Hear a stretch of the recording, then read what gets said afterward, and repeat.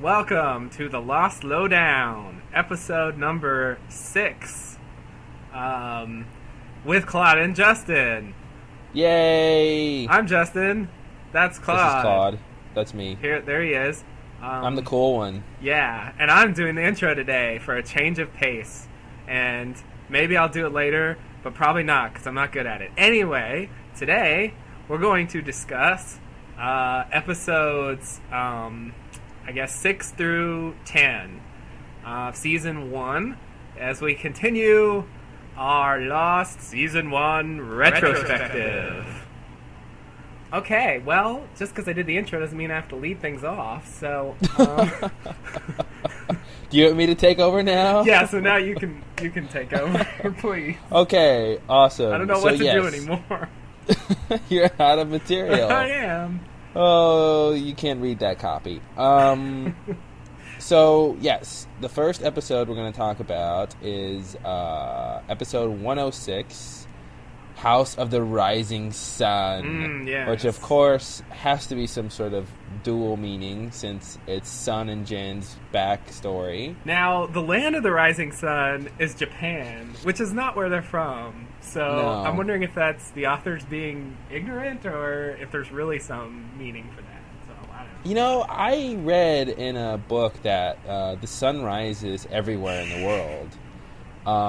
So I think they're technically right. Yeah, okay. All right. Not to defend them, but I have to defend them. Yeah, okay. I'm on their payroll. Well, in that case, they could call any episode House of the Rising Sun. Well, but this only if it's about Sun. Oh, that's the character. Okay. That's the character. That was the dual meaning I was talking about. Okay, yeah. silly me. I'm like, well, it's Japan. Okay, it all makes sense now. Shame on me. Oh, okay. Well, I'll read. Of course, during our retrospective, we're going to be reading the plot synopses from the official Lost Season 1 booklet. They don't do a great job of synopsizing the episode, but I think it's better than the ones that you find online. Definitely. So, and it helps. It'll just it's just a little thing for our audience to get their memory jog their memory about what happened in the episode because it was a long time ago. Indeed. So anyway. This episode 6, House of the Rising Sun. Jin, a Korean castaway who speaks no English, assaults Michael, seemingly without provocation. Saeed resolves the conflict by handcuffing him to the wreckage. Jack's decision to move to the caves causes division among the castaways, and Jin's wife must decide whether or not to free her husband, ... at the cost of revealing a long-hidden secret. Okay. Alright, that's an odd way to put it, but okay. That's an odd way to put it. I didn't feel like she was trying to decide whether to free him at the... I don't know. Yeah. Well, I guess that was what that was about. Yeah, Should I we mean, skip it's to like, that? That was towards the end. She had to talk to somebody to explain the situation, but, it's not like she was standing there with the key and she was trying to decide whether or not to let him go. Yeah. That's what it makes it sound like. That's true. So, whatever. That's my problem. All right. So... They didn't mention, what do you think this is where they discover the caves, also.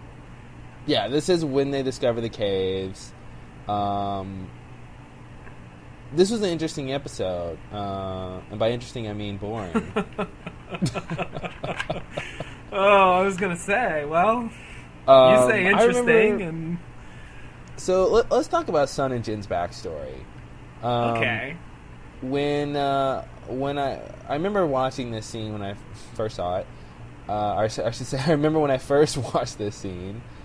Because the other sentence I said made no sense.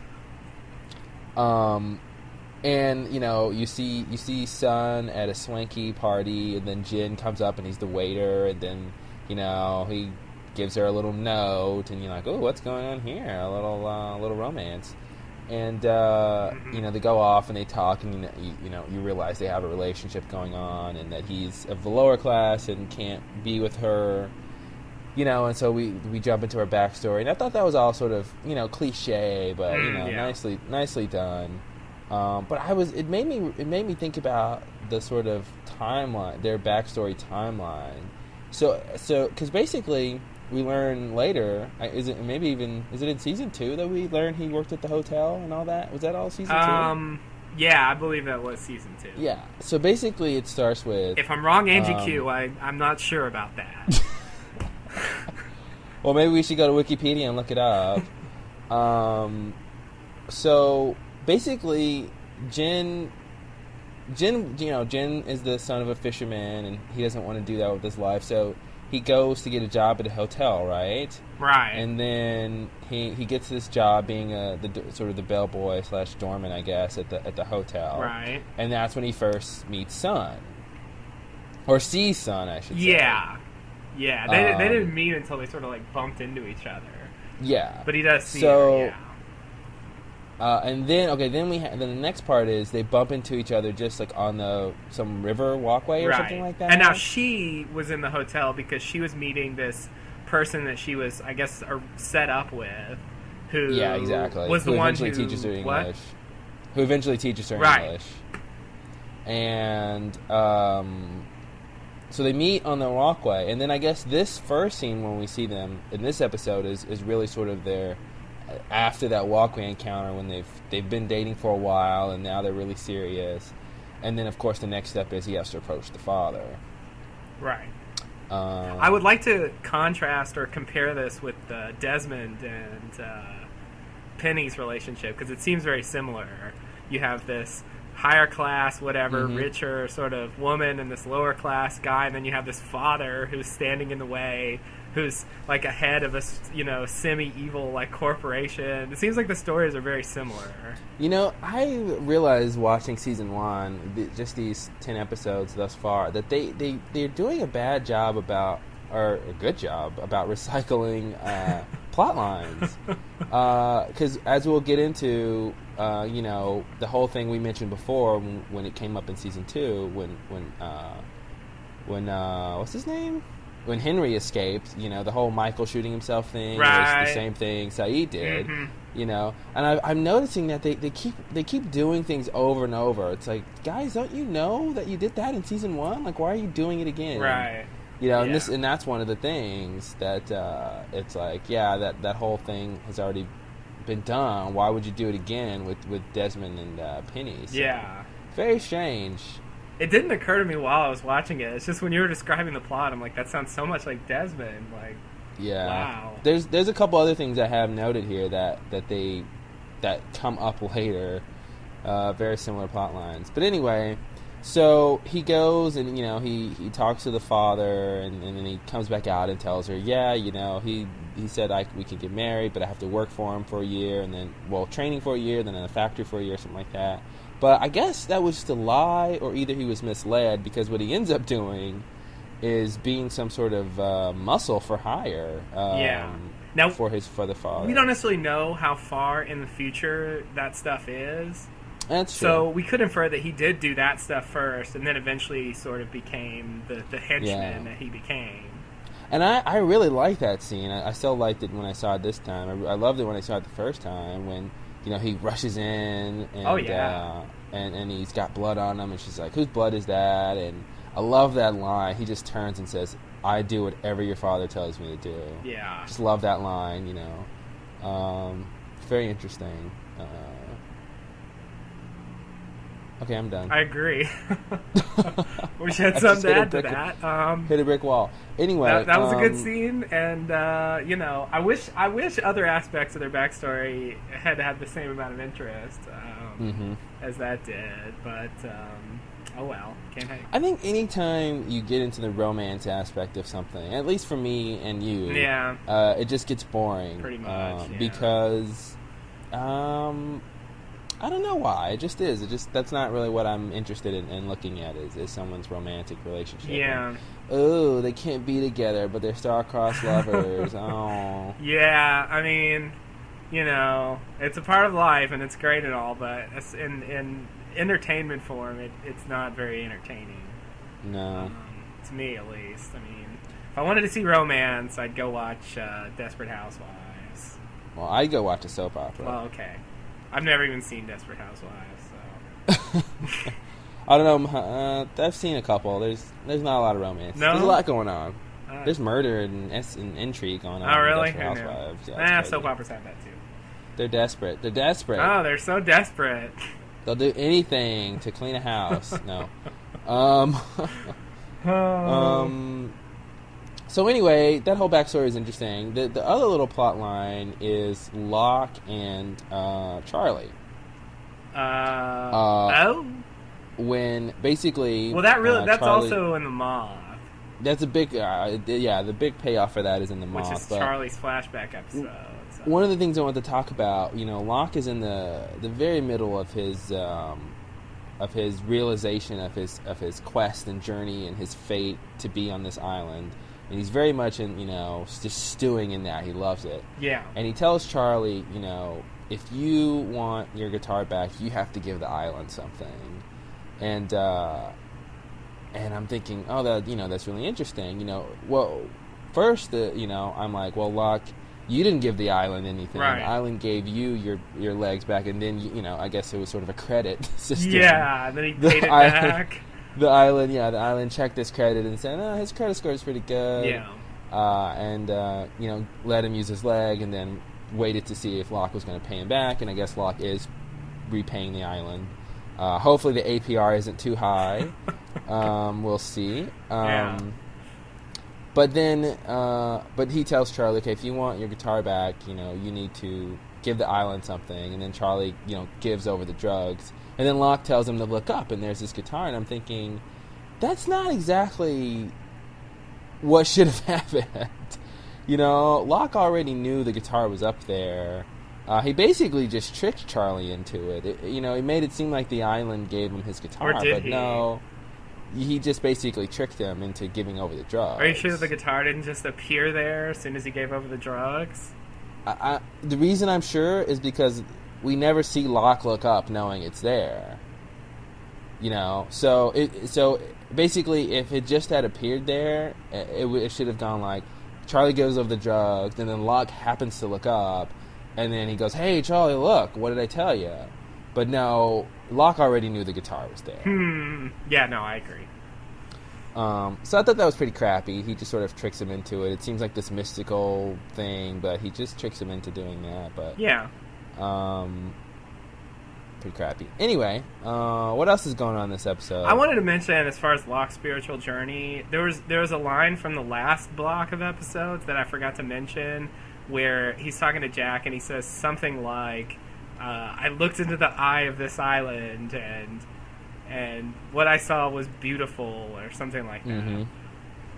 And when he says that, I don't know what he's referring to. It seems like he's referring to like when he ran into the smoke monster in that one episode where he comes back with the boar. I guess that's Walkabout. Mm-hmm. And so I guess I really wonder what's supposed to have happened. That, I mean, is it just his legs coming back that sort of gives him the idea that the island, or did he really have some sort of crazy experience in the jungle where he felt like he was sort of connected to the island, or understood the mystical properties of the island or something, Yeah, it's actually in White Rabbit that he says this. Oh, okay. I know because I was looking it up to get the exact quote. Oh, I see. But he says, what is it? Let's see. He's trying to. What's going on? Oh, Jack is talking about his father and seeing him, and if he's hallucinating. Oh, right. Yeah. And Jack says, then what happens when I catch him? And Locke says, I don't know, but I've looked into the eye of this island, and what I saw was beautiful. Part of me thinks that line is just a throwaway line that seems really interesting to have him say at this point. Yeah. But, obviously it's a line in the show, so, it's something to be taken as a serious line. So I would say that it could be when he saw Smokey. It could be that, this whole time it seems like Locke is being driven by something. And I sort of assumed he was, he has that dream towards the end of the season 1 I always sort of assumed he was having dreams before or something like that. Like he was getting some sort of tangible sense of what he was supposed to be doing. So it's either Smokey or either he's getting some sort of idea of what the island wants him to do, because he's just doing stuff, and then the whole season he's always doing something he thinks the island wants him to do, and I always wondered, why is he thinking that's what he's supposed to be doing of all the things he could be doing? Right. So, I don't know. I guess it could be Smokey, but what he saw was beautiful. I mean, I don't know. Yeah, I mean, it may not be anything, but I don't know. It made me wonder where he's sort of getting this. If it's just like he got the one thing, and then everything else he's just sort of doing what he thinks he should do or whatever. Yeah. Or if he's really receiving some sort of message that's like, now hunt a boar, now help Charlie with drugs, like, Mm-hmm. I don't know. Anyway, we can move on. Cool. I don't know what else to talk about in this episode. That's it. I wanted to talk about Adam and Eve. Okay. Oh, yeah. I forgot about that. They're discovered in this episode. Yeah, let's talk about Adam and Eve. I've got something interesting to say. Excellent. Go right ahead. Oh, I was just going to say, and it's going to come up later, too, back to my theory about light and dark being a big point of this show, which goes back to my original theory. Go ahead. My original theory about the mural, in so far as the mural has a dark figure and a light figure, and so basically, I've said before, I thought the mural that the symbols on the mural are going to come to mean something, or we'll understand what they mean, and so far from rewatching season 1, I've seen the light and dark thing several times. First was the backgammon remark from Locke when he says, backgammon, oldest game in history, one light player, one dark player. Then of course we have this scene when we find Adam and Eve. Jack sees this little pouch, and out of the pouch comes a dark rock and a light rock. And then later, in another episode, which, if I'm not mistaken, was a scene that was cut out of the show, when Claire, and Raised by Another, when Claire has the dream, and we see Locke at a table, and he looks up, and one eye is black and one eye is white. Right. Now, that was what my O was about. Yeah. I watched that episode last night, and it's there. It's there. Yes, I don't know if it was there in the original broadcast and I just don't remember, or if they cut it out of the original broadcast and it's here because. You're not watching the DVDs. Well, I am, but I know of someone who isn't, and it was there also. You know of someone who isn't. Oh, come on, catch on. There you go. Okay, sorry. I'm like, you don't know anybody who watches Lost but me. See, I know someone who saw it when it came on, and they said it was on there. So yeah, well, what did Justin say about that? Well, lots of Justins in the world. Well, they just noted that it was there, and they were very surprised because they expected it to be a deleted scene, and when they saw it, they said, "Oh, wow, it wasn't deleted." Well, basically, what we're referring to is I got one of those official Lost magazines a while ago. I actually got it right after season 2 started, and I hadn't finished season 1, so I didn't read any of it. And then a month or two ago, I was looking at it, and in the back, it had what I thought said was a deleted scene from Raised for Another, and it had a couple of, production stills, and it had, some dialogue from that scene. And it was this scene where Claire's running through the jungle, and Locke is there pulling cards from the deck, and he looks up, and, he has the two crazy eyes. And I told Justin about this scene. I thought that was a deleted scene. Right. But it's in my DVD, and it's in your friend's original broadcast. So I guess it was a scene that we just both forgot was in there. Yeah, and I believed it was deleted because I didn't remember it at all. Mm-hmm. I thought her only visions were the ones where she saw, we're getting ahead of ourselves. Were the ones where she just saw someone coming up and trying to stick the needle in her or whatever. I forgot she had that first dream with the with Locke. Locke was being weird. It wasn't just the eyes. He was saying weird stuff. And Yeah. It wasn't just the eyes. I got more on that dream for later, just to tease for everybody. Ooh, I can't wait. I'm going to fast forward this podcast. And I can't do that. We're recording. Oh, zing. Yeah.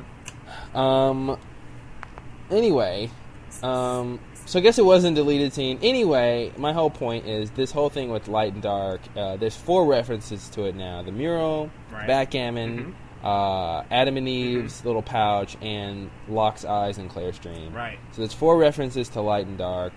Not to mention, one step beyond light and dark is good and bad, which of course has been played a lot in this series. Right. Now, I personally consider the mural to be under the other 3 as far as importance, because it's never been a specific highlighted thing. True. The other references are definitely they're put in there intentionally, and I can believe that the mural, jury's still out on the mural for me, especially if the hatch is gone next season. I think the mural really won't come into play ever again. But we'll see. I think they're gonna go back to the hatch, and everything's gonna be destroyed, but the mural's gonna still be standing. Oh God. No, we'll see. Yeah, no. I'm willing to concede that there's definitely a theme there, and it may very well be building to something. Definitely. So, you want to talk about Adam and Eve? Yeah, with regard to Adam and Eve. Now, what I had to say about this, Jack says they're at least what did he say, 40 to 50 years 30, old? Yeah, 40 to 50 years. Based on the clothes. Now, Jack is a doctor, not, I don't know who you'd have to be to judge the age of something by looking at it, but he's... An archaeologist. Yeah, archaeologist. He's not one of those, so I don't know how reliable his conclusions are.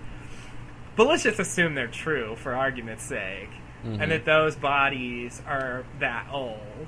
Then presumably, the people whose bodies they are were there, for some number of years before that. And, that's long enough ago that it precedes Dharma activity on the island. Certainly. As far as we know, right? Well, true. I don't think Dharma even existed until the 70s. So... I don't know. Yeah, okay. So, I feel like it's safe to assume that, maybe only by 10 years or so, but at least, as far as we know, they shouldn't have been there before they existed. So, it makes me wonder if they're just survivors from another, like they suggest, like they were in a plane crash, perhaps, or a boat, or whatever. However, all the other people came to be there. The lost people, Danielle, etc., whoever Henry Gale was, or if maybe they are, maybe they're connected to the four-toed statue in some way. I don't know. Probably not. Probably not. There's so few of them. I'd expect a big civilization to be connected to such a thing. And they should be older than 40 and 50 years. Yeah, a lot older than that. Maybe they're the last 2 out of... Well, at first I thought Jack's comment on their clothing was weird, because he is a doctor. I thought it'd been more apt to say, well, it takes 40 or 50 years for a body to decay like this. Right. That's a statement you can expect from a doctor. Yeah.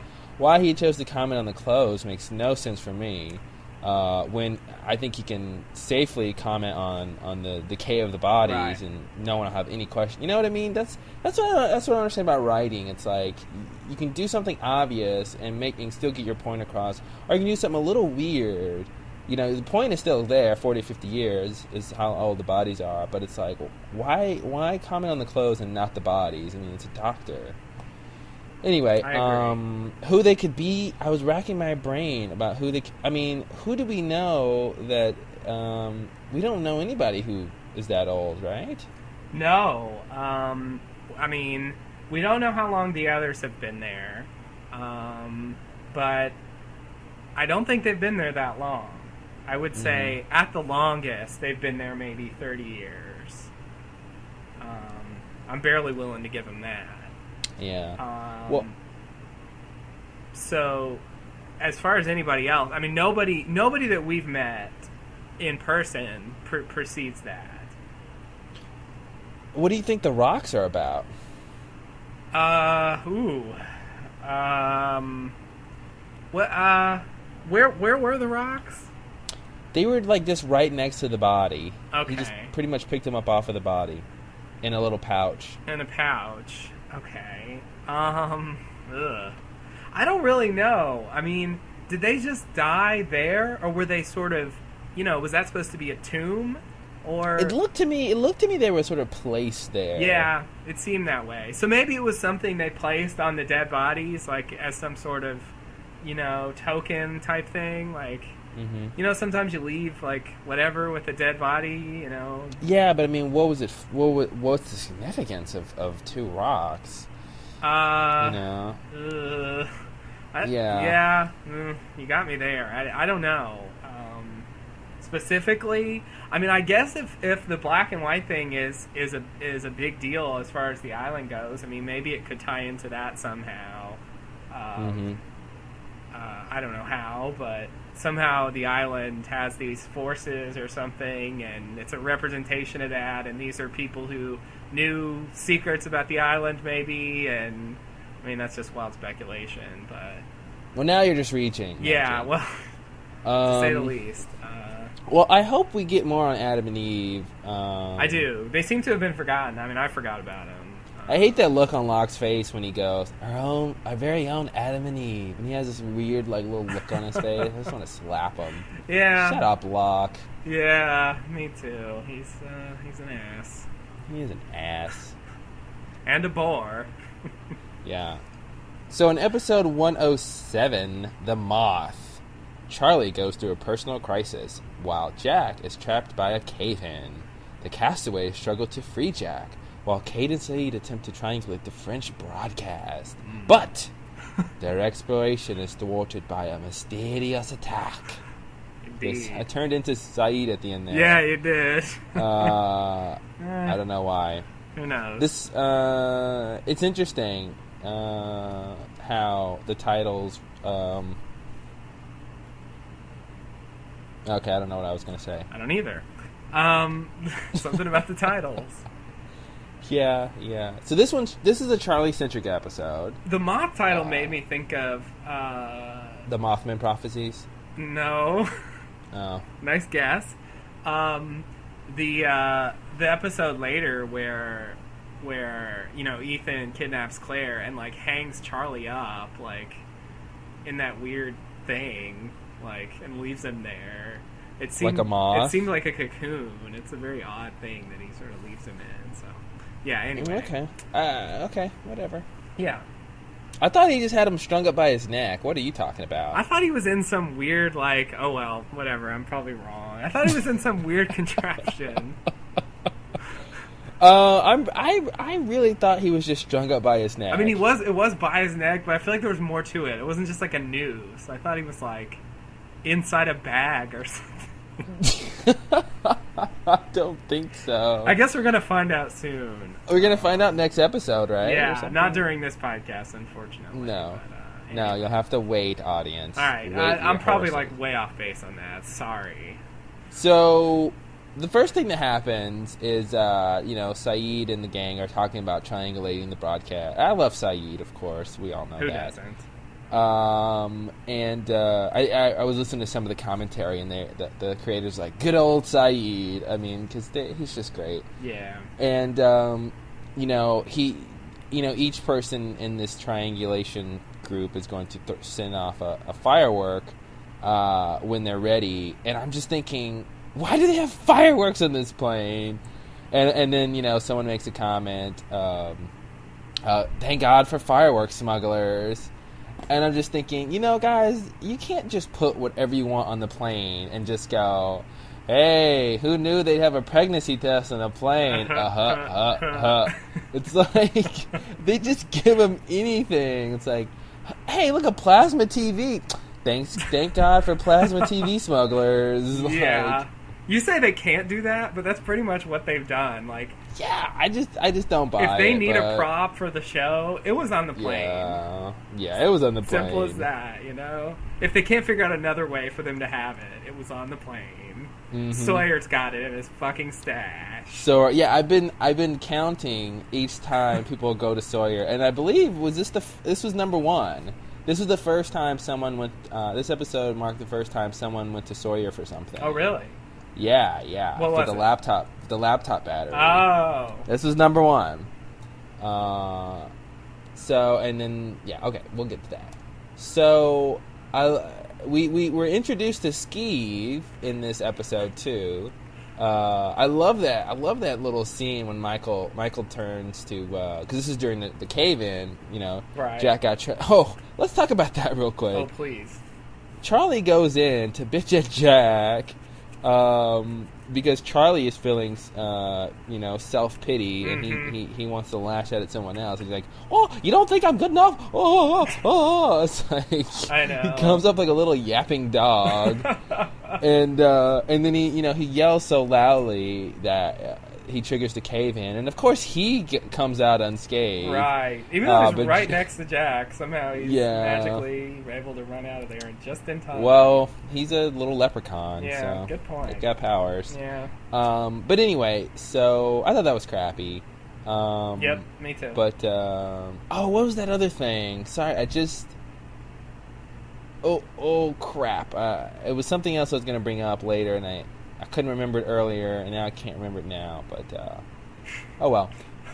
Sorry. So many time periods. Yeah, I know. I live in the present and the past. Going and to the bring it up future. earlier and then later, but I can't remember it now, and that covers everything. It does in this dimension.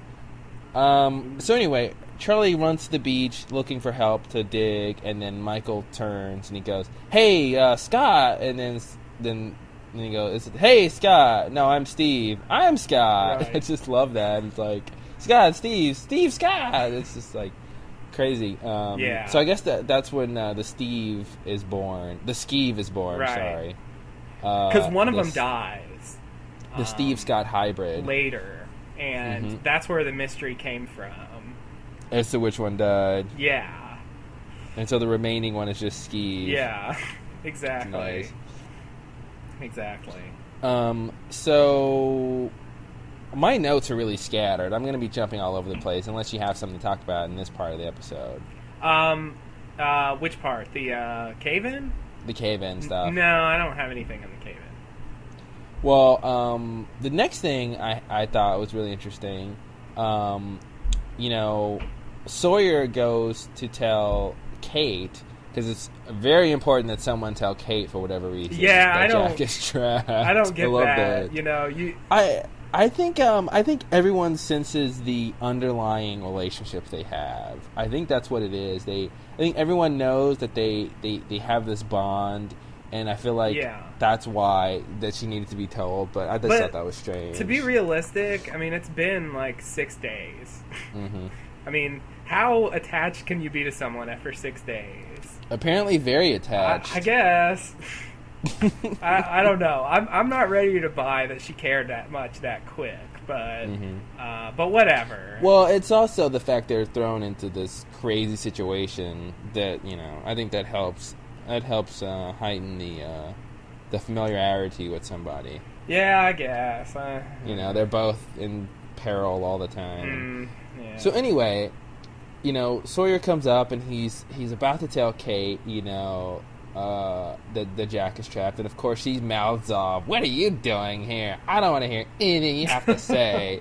Like she's just pissed that he exists. Yeah. She's just so mad at Sawyer for no reason right now. No. And I He just really love didn't that. do anything. There's nothing you could possibly say that would be of interest to mine ears. And she really was just unnecessarily bitchy.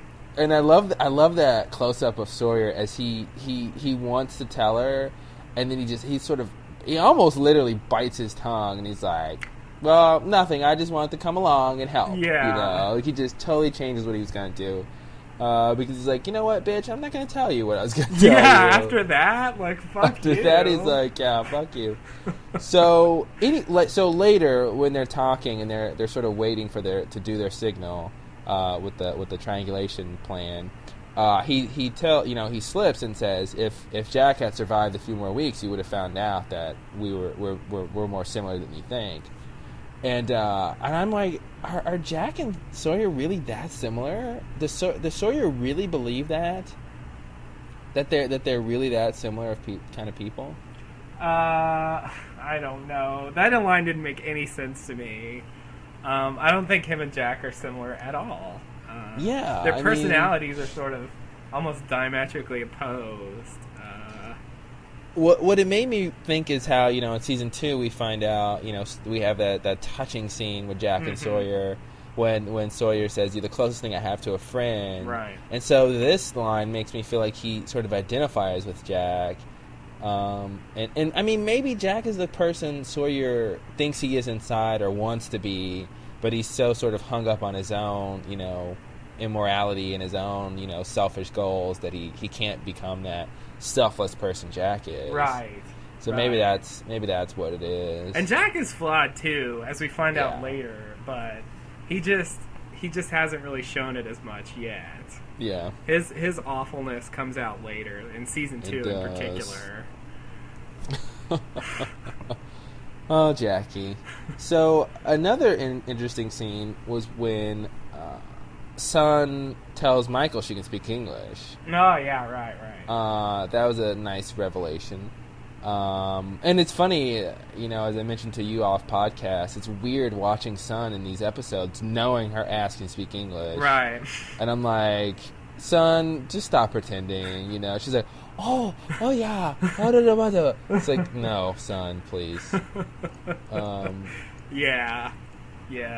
But I wonder, actually, if at the time she was doing that scene, if she knew, like, if the director or whoever, or the writers, like, told her, well, you do speak English, so, be aware that you do understand, but you're pretending like you're not understanding. Or if she really thought she didn't understand. Yeah. I mean... I don't know. Yeah, I don't know either, but... I wondered while I was watching it which one she was trying to act out. You can't really tell. I mean, could go either way. What I wanted to say about... Oh, sorry. Did you have more about the Michael? Yeah, I wasn't done. Yeah, sorry. I don't want to... Go ahead. I don't think I said anything. No, you didn't, but I'm moving you on. I know. I'm like thinking to myself, I didn't make my point. I just assumed since I was done, you were. Okay, go ahead. No. Sun tells Michael, I need your help. And then we cut really quickly and dramatically. Right. And I assume the help was that she wanted basically to explain about the watch. And, she wanted to explain about the watch, and then, so Jin could be let go or something. Yeah. I don't know.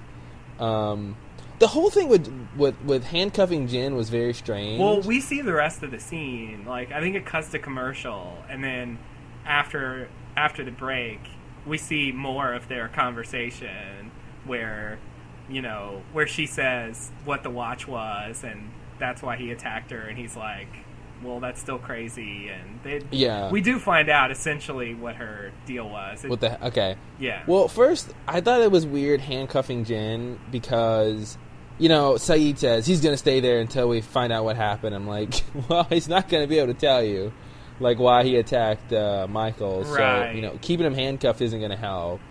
But anyway, that line about I need your help, we see the scene later, but, all throughout the episodes, they always have her and Michael share these really strange looks. Yeah. And part of me wants to think that when she says, I need your help, and they cut, like, she basically says, I need you to impregnate me. Because, oh, God. Well, it always seemed to me like they had some weird relationship going on. Yeah. Because they would always do these weird looks to each other, and, like, Jin would go, what's going on? And, like... They would share these weird looks. And I'm thinking maybe Sun wanted to make Jin happy, Well, see, like, Jen is locked up right now, so he can't catch us. And yeah, and like maybe Sun wanted to make Jen happy, so she has Michael impregnate her, and then she's gonna tell Jen it's his baby. Wow.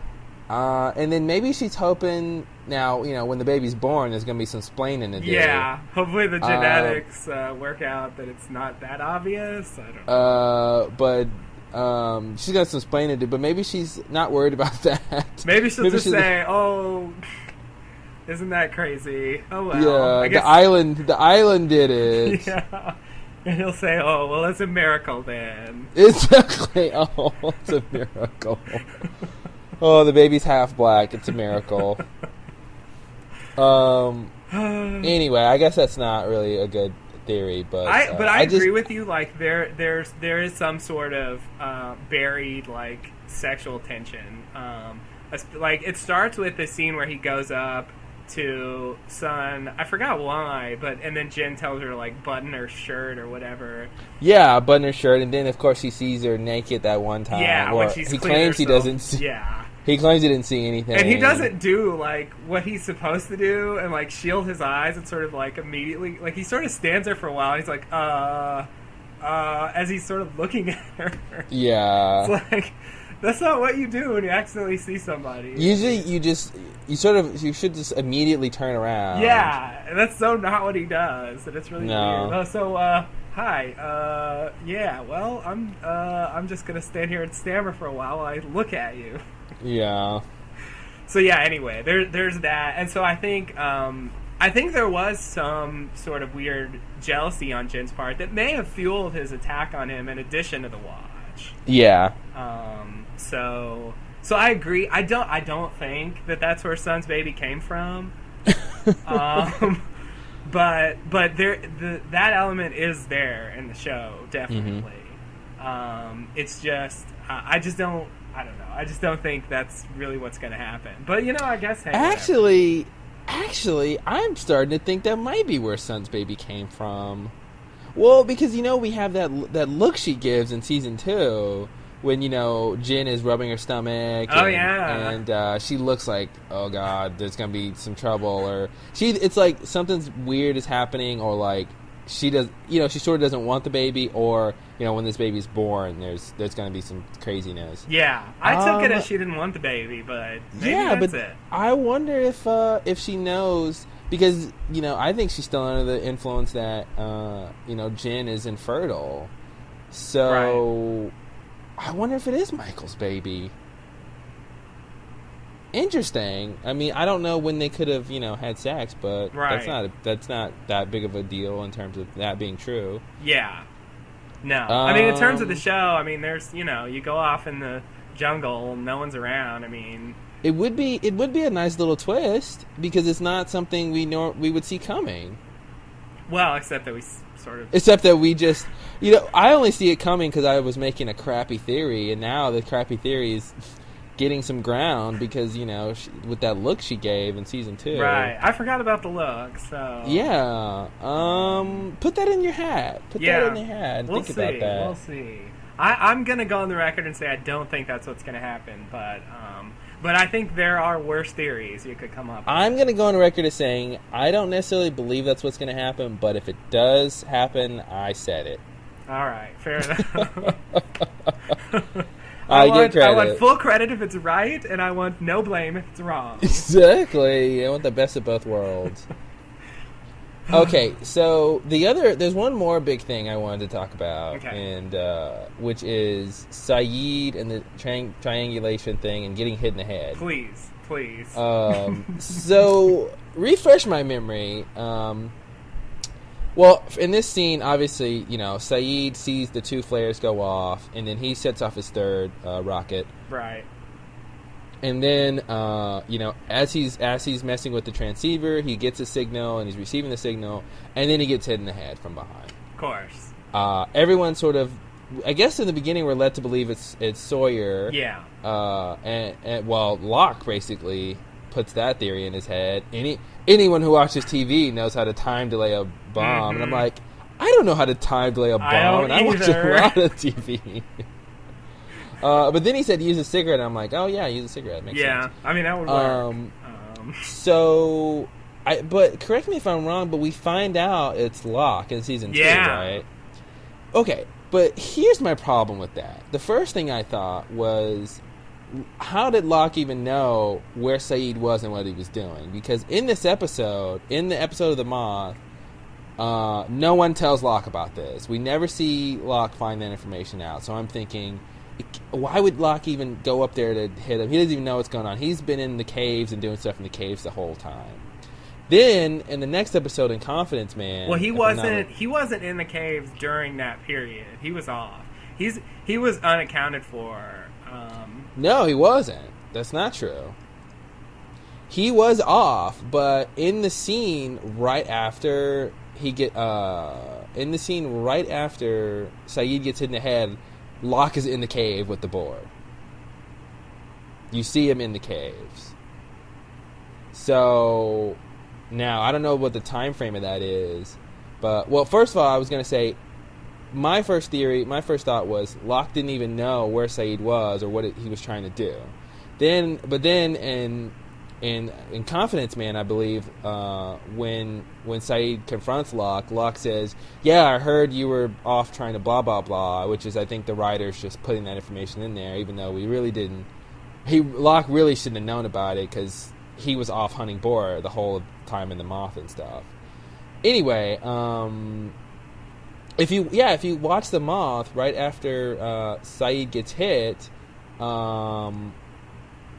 they show Locke in the caves. So I'm thinking, how could Locke have done it and then made it back to the caves like immediately?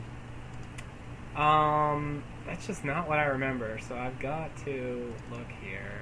Well, look it up. I could be wrong. Because when I watched it, I was thinking, yeah, Locke is one of the few people who it could be, because he's not in the caves and he's not like, they're not showing where he is. Okay, let me see. Okay, so no, so right after he gets hit, they come back and it's Hurley and Jack and Charlie, and then Charlie, and then there's a Kate and Jack scene, and then at the very end, you have the scene with Charlie and Locke and the drugs, where he throws away the drugs. Yeah. So that's not what I'm talking about, though. You're looking at the transcript? Yes. Yeah, that's not gonna tell you, because it's just a shot of Locke. So the transcript is not necessarily gonna have, like, we see Locke. Oh, it does. Shot of Locke waving a palm frond over the board. Okay. So, and that's right after Sayid gets hit, right? Yeah. In terms of the show. In terms of the show. Yes. In terms of the actual timeline. Now, that's the thing. I don't know what the timeline is, but usually, each cut is, almost simultaneously from the one before. Unless, of course, you see a big change in time of day. Right. But, I mean, obviously it was him, so it must have been later enough for him to do it and get back. I mean, when Sayid gets hit, it seems like it's daytime. But the caves are always dark, though. Well, yeah, kind of. But it seemed like it was night, even like not in the caves. So. Okay. Yeah. Okay. You know what I mean? I mean, it seemed like it was dark. Period. Not just in the caves. Me that too. Makes any sense. Like the scenes in the caves where it's light out, like when they first discover them, you can tell it's light out, even though it's still dark in the caves. It's not as dark as it is when it's dark outside.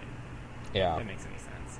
No, not that their timeline is always perfect, but and maybe it's just a mess up on their part. But I guess, but I mean, he did it. According to the show. To me, yeah. I feel like it's one of those things where maybe they knew it was Locke the whole time who did it, but they just left it open. And then, because, they basically summed it up in a really crappy way. It's like, oh yeah, that thing that happened to you a while ago? Yeah, that was me. Right, yeah, no, that was pretty bad. So I feel like it could have been anybody, that did it. And then they just said, let's just have Locke do it. But I think they do have suggestions that it could be him, if you know that going in. like the way he sort of responds to the question by throwing the blame on Sawyer. I got the sense that they did know at the time. Yeah, but I feel like Locke could have said that even if he didn't do it. Even if it was somebody else, he would have been like, anybody could do it, you know. But yeah, true. He did sort of throw the blame on Sawyer. Yeah. Anyway, I want to mention. Do you have more on that? No, I'm done. As far as the triangulation plan, I think it's interesting to note that the original triangulation plan was to be carried out by Saeed, Kate, and Boone. They were the 3 points. Mm-hmm. And they were going to set off their rockets and then turn the thing on, right? That was the original plan. By the time it actually gets carried off, Boone leaves and leaves the thing in Shannon's charge, and Kate leaves her station and leaves it in Sawyer's charge. Yeah. And so, like, 2 out of 3 of the original members just, like, gave up on that mission, like, pretty quickly. Well, for good causes, too. I guess. But it seemed like an important enough mission, and then they leave it in the hands of what seemed to me to be sort of incompetent people. Yeah. It's I don't know. I just thought it was odd that which should have been an important mission was sort of immediately discarded by 2 of the members. When I mean, it seems like they could have easily still done it. Well, Boone wanted to go help dig out Jack. Which I think is more important than doing the triangulation thing. And I think I don't know and his the help on digging and Kate's help on digging, versus all the people who were already there, versus like the work of getting off the island. we have the power of perspective. We knew who was already there digging. They didn't. And when Boone found out nobody was there really digging, that's why Charlie went to the beach to get help. So I mean, yeah, of course, if they weren't there, there's 48 people. That's they're 2 people, and they're not particularly strong people either. I totally understand where you're coming from, but I think you have to think about it from the standpoint of a major tragedy just happened to the most loved person on the island, and they want to be there to help. Yeah, well, I also think it's odd considering they're like, especially like Kay was all about staying on the beach and getting off the island, but I guess she cares more about Jack than that, even though she wouldn't move to the caves with him. First of all, the folly is thinking that finding the transmission is going to help them get off the island. I don't understand why they think that in the first place. Well, that is a folly. That isn't to me. Finding where the transmission is coming from is a lower priority on my list anyway. I don't think it's going to help them do anything. And I mean, I'm just even being in the mind frame of just this episode, not knowing, of course I know that it doesn't come to anything, because they never find it. But no, I think in terms of character motivations, they should have done what they did. They should have left. All Shannon had to do was light the thing, and she lit the thing. Both people were capable of doing it, and they pulled it off. So I think it was fine. They did, but especially Shannon. I wouldn't trust her with anything like that if I didn't. Well, if the girl she was talking to didn't point out the flare going off, she would admit she was too busy talking about Malibu and the boys there. Oh God. But no, I think it was fine. God, Shannon's hilarious. Oh, Shannon, we miss you. Oh wait, we don't. Yeah, thank you. I was gonna say it if you didn't. All right. All right. Well, I guess that's all I got on this episode. I don't know. Do you have anything else? No, I'm done. Okay. So you want to move on? Episode 108. Confidence Man. Why I whispered it, I don't know. I don't either. Oh, that's because I have asthma. Maybe because it was in confidence. Why. Oh, okay. Right, asthma. Is this the I don't asthma? know. Yeah, I guess it is. I have notes about the asthma. So, in this episode, let's see. This episode reads, the onset of an asthma attack threatens Shannon's life, and the only man who can help her is Sawyer, whom Boone believes stole her inhaler from the fuselage. Why did they say whom? Hey, you don't use whom unless it's after a preposition. Well, I think somebody needs to write a letter. Someone's gonna get an angry letter. Sorry, I didn't expect to see a grammatical error in this glorious season 1 booklet. Anyway, it happens. When Sawyer refuses to help, Jack must decide whether to resort to violence to retrieve the medicine. Oh, sorry, that was a statement. Sorry. When Sawyer refuses to help, Jack must decide to resort to violence to retrieve the medicine. Sorry. I'm going to try that again. When Sawyer refuses to help, Jack must decide whether to resort to violence to retrieve the medicine. Okay. Sorry. Wow. I know. Three takes, man. It's a hard sentence. Okay. There's like words in it. Saeed is forced into a similar decision when Locke becomes the prime suspect in the attack that destroyed his radio equipment. He became the prime suspect? Yeah, Locke was the prime suspect. I didn't think so. Wow. I guess they're dropping heads. I thought Sawyer was the prime suspect. Well, Sawyer was the prime suspect after Locke said Sawyer should be the prime suspect. Yeah. Locke was the prime suspect. That's why Saeed went up to him in the first place. Yeah, that's true. And he's like, "Where were you at 8 o'clock yesterday night?" Right. So this episode marks the second thing people tried to get from Sawyer, which was the inhaler. Right. Oh my god. Gotta love it. This is Sawyer like at his most like stubborn. Yeah, Sawyer most stubborn. Oh my god. I don't know anyone's this stubborn like ever. I'm really astounded at how unwilling he was. Like to basically say, well, you know, what's great about this is it all comes down to writing and needing conflict. If Sawyer would have said, if Boone would have been like, hey, you got my sister's inhaler? And he goes, no. That half of the episode's gone. I know, but after all that, don't have it. Don't have it. Great. Yeah. Like he got tortured over something he didn't even have. Like, yeah. That's there's some sort of strength of character there, but also a really awful stubbornness. Yeah.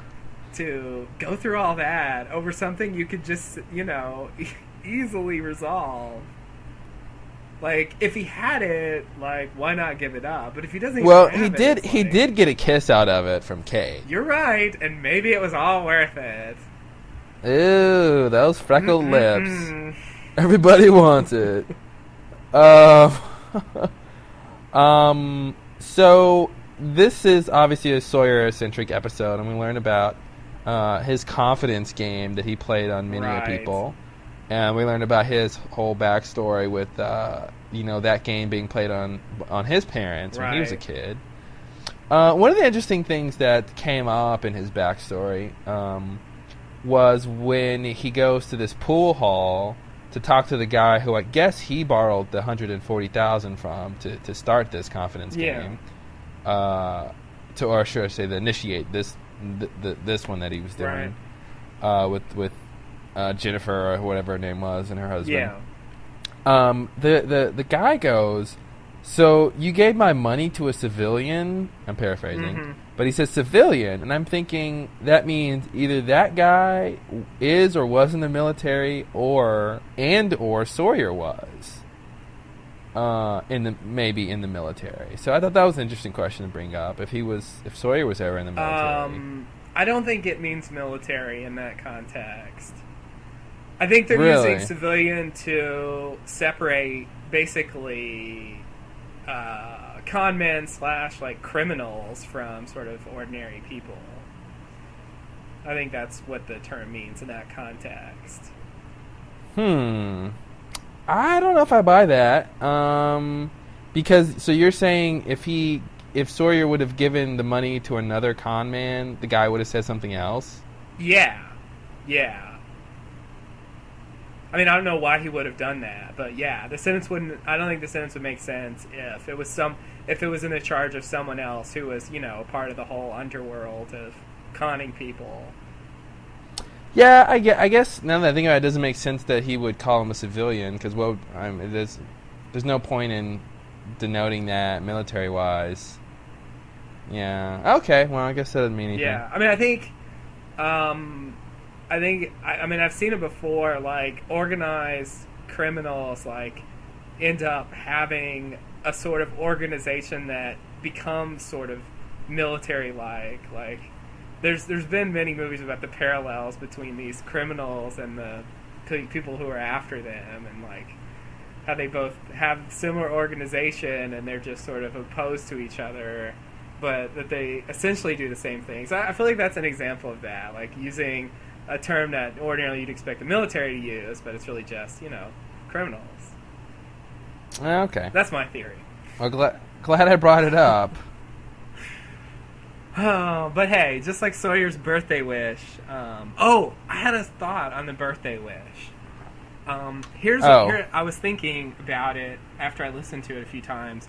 Now, what I think the birthday wish was, I mean, at the time I said whatever. I think that was that was supposed to be like a wisecrack, like a joke. Well, yeah. I feel like I didn't say that or highlight that enough. Well, I thought it was supposed to be a joke, but I didn't get it. Yeah, well, I barely get it, but I feel like if you take it as a joke, it doesn't have to make as much sense. Because humor can be sort of absurd. Okay, so Kate jumps on top and he's like, "Oh, this is what I wished for 4 years ago, my birthday wish." Like he's like, what? So what's the joke that he's been wanting this really bad? I think the joke is so bad. Not only that, but like, could he possibly have wished for that 4 years ago on his birthday? I mean, probably not. I mean, but what would be the point of saying that? Saying something that he obviously really couldn't have wished for 4 years ago on his birthday. What would be the point? I don't know. Sawyer says a lot of stuff. I feel like it's just one of those things. I mean, Sawyer's comedy is usually pretty direct. Talk. His comedy is usually pretty direct, though. Like, that's not a very direct, witty statement. Like, that, I just don't get what that's supposed to mean. Fair enough. 4 years ago on my birthday? Like if he would have said something simple like, "Oh, man, I've been dreaming about this," like, okay, I wouldn't even brought it up. But 4 years ago, a birthday wish, it's just, like, really specific. I think it's in the same spirit as what you're saying. They just try to make it more interesting. You know what I mean? But I think the meaning of it is pretty much the same as "I've been dreaming about this" or whatever. But they just sort of spiced it up, gave it some specifics to make the line more interesting and less cliche. And they made it worse in the process. Fair enough. Okay. Anyway, we can move on. Yeah. So one of my general questions about the show in this episode is where it dawned on me, where did the fuselage go? Yeah, I was thinking about that. I was like, in season 2, like, where not just the fuselage, but like a lot of the plane parts. It seemed like the plane parts weren't even there anymore at some point. Well, after they burned all the bodies, I don't think we really... Now, in one of these episodes, I did see Sawyer standing next to the engine. Yeah. But I don't see the fuselage anymore, and I'm thinking, did they sort of move to a different part of the beach after that? Maybe. Or is it just like... It's not there because obviously they don't want to set up that prop every day and blah, blah, blah, I just thought it's strange that the fuselage just sort of disappears. I mean, if they're still there where the engine is, I mean, the fuselage should be nearby. They were not far from each other, so realistically speaking, but the fuselage is huge, and we've seen shots of the beach, of their whole, camp after this, and ain't no fuselage on the beach. And they couldn't have made it, disappear just by burning it. Yeah, yeah, I don't know. I don't know if they forgot about it or if in their minds they just moved somewhere else. I don't know. Interesting. Another thing they said was that the plane cartwheeled through the jungle. So remember a while ago we were thinking about how the plane landed and what direction it was going. So it was, I guess, generally speaking, it was headed south. I mean, if it ended up on the south shore of the beach and cartwheeled through the jungle, it had to have been in some sort of southern direction. I don't know why you say that. That it was heading. Well, because if it was going north, how could it cartwheel through the jungle and land on the beach? Oh. Well, it would... Simple. It lands in the jungle, then reverses direction and cartwheels back to the beach. Oh, reverses. It's the Descartes theory of reversing coordinates. I mean, of course, if it was going east, it could sort of cartwheel and then sort of make its way southeast to the jungle. It could sort of cartwheel like this way. Yeah. Now you can't see what I'm doing. Yeah, but obviously, if it's headed mostly east, it really shouldn't end up on the southern side of the. I agree. I wonder where the tail section was in relationship to direction wise from the main camp. Well, the tail section landed on the north side of the beach, didn't it? Is that true? I mean, I the thought north the side of the others were island on the north beach. I didn't think that's where the tail section was supposed to. I thought they were supposed to be much closer than that. I don't know. I don't know either, and there may be some remember. inconsistencies there, but I'm just wondering where that's supposed to have been. Because if it was east, they could have been on this beach, and then it cartwheeled this way, and then they ended up over here, and so they were just... Actually, no. You know what? It should be the north side because remember, if I'm not mistaken, the tail section landed in the ocean. If I remember that scene, the other 48 days or whatever, when we first see the tail section people, when we first see them and they're in the water and the tail section was in the water. So that would mean. But the tail section breaks off like a while before the plane crashes. But it should break off in the same direction, though, right? I mean, the plane, the fuselage should be heading in the same direction as the tail. Yeah. I agree. Okay. But I don't think necessarily it's coming from the north. I mean, I think it's possible, like, if the island's here, it could have dropped off the tail section in the water over, like, on the east side, and then come in here and then cartwheeled sort of to the left, down and to the left, and then, that's where they ended up. No. Oh, okay. Well, you win. But, the north side of the island is pretty big, so the others could be there and the lost. That's true. And they did get attacked sooner. Yeah. Well, that's a topic for later. Well, remember to bring it up. I better write it down or I'm going to forget. Please. So I'm out of stuff to talk about with this episode. As great as it was, and it was very interesting to see Sawyer's backstory, there wasn't a lot of things I need to bring up. So what do you got? I agree. It sets up some things. It gets Saeed out of the camp, which is good. I wanted to bring up a couple things related to the asthma attack that Shannon has. I know what you're going to say. I already know what you're going to say. How about this? I'm going to say one word, and you tell me if I'm on the right track. You ready? Libby. Am I on the right absolutely track? On the right track. Okay. Okay, go ahead and say what you're going to say for the rest of our audience. I knew it. I just... Dude, when I saw it, I was like, oh, God, they're doing it again. Yeah, I was like, when I saw that part, I'm like, I hope you're thinking the same thing I am. I was thinking the exact same thing. Oh, God, apparently breathing is the key to everything.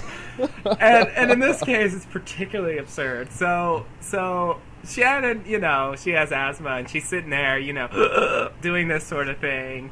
She's having some sort of asthma attack, and Boone's there, trying to help out as best he can, like only Boone can. Oh, like only Boone can, which means crappily. Yeah, with good intentions and awful results.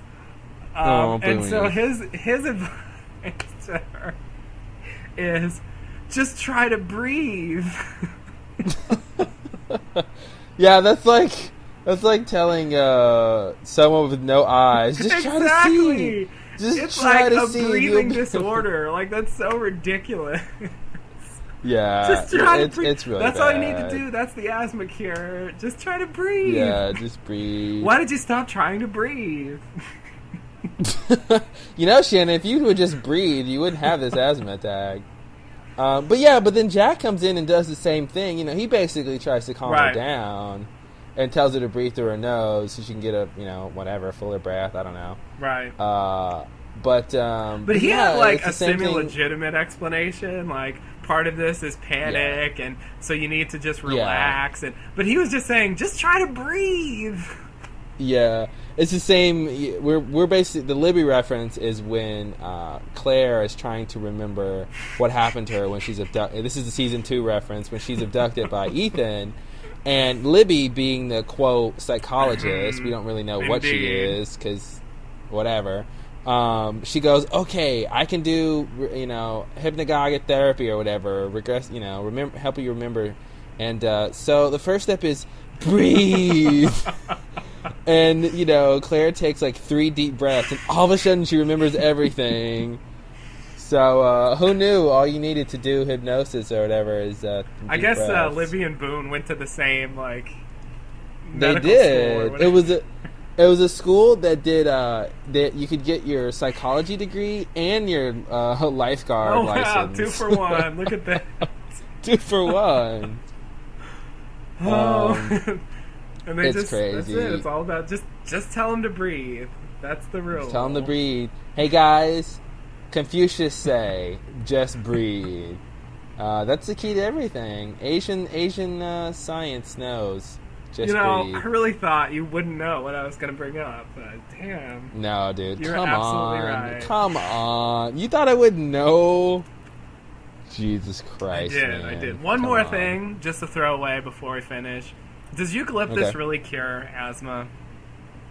Eucalyptus is what is in Vicks Vapor Rub and stuff. So what it does is opens your bronchial tubes and stuff. It's effervescent, so that's why that works. It basically, because asthma is when the little breathing tubes contract, and so basically it just helps them expand so you can get more oxygen. But people who have asthma, they don't use the eucalyptus. They use something a little bit better. Is that the idea? Like it's good enough to get you by, but it's not the ideal solution. Yeah, exactly. I mean, you wouldn't want to put that on your chest and breathe it when you can just take the inhaler and the chemicals, open dilate your tubes themselves. Fair enough. All right, that's all I got. I love when Jack was like, "Oh, hey son, let me look at that because I don't trust you. Let me see what you're doing." And he's like. And then he's like, "Oh, eucalyptus. Why didn't I think of that?" And I'm like, "Yeah, why didn't you shame think on of that?" you, Jack. Shame on you. Yeah. There's this scene. Ooh, what episode is it in? I don't remember. But Locke, I don't know what Locke is doing. He's got this piece of something. I guess it's a hide or something, and he's got a aloe plant stem. Oh, and he's rubbing it on this thing, and then he's sprinkling sand on it. And I'm like, what are you doing? Is he? I guess he's toughening the hide. I don't know what he's doing.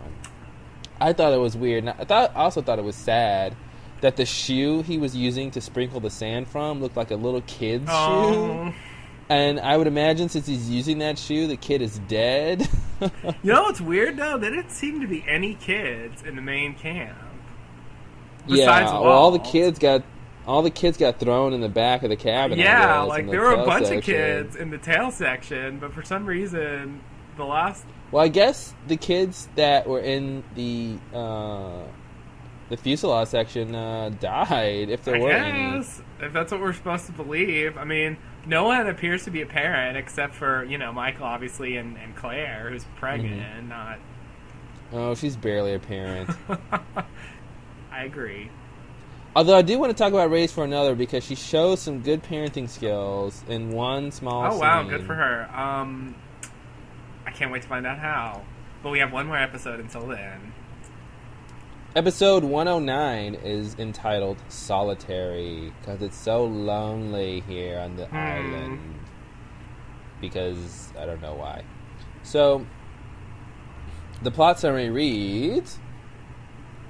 When a golf bag is found in the wreckage, Shirley constructs a primitive golf course to give the survivors a much-needed recreational outlet.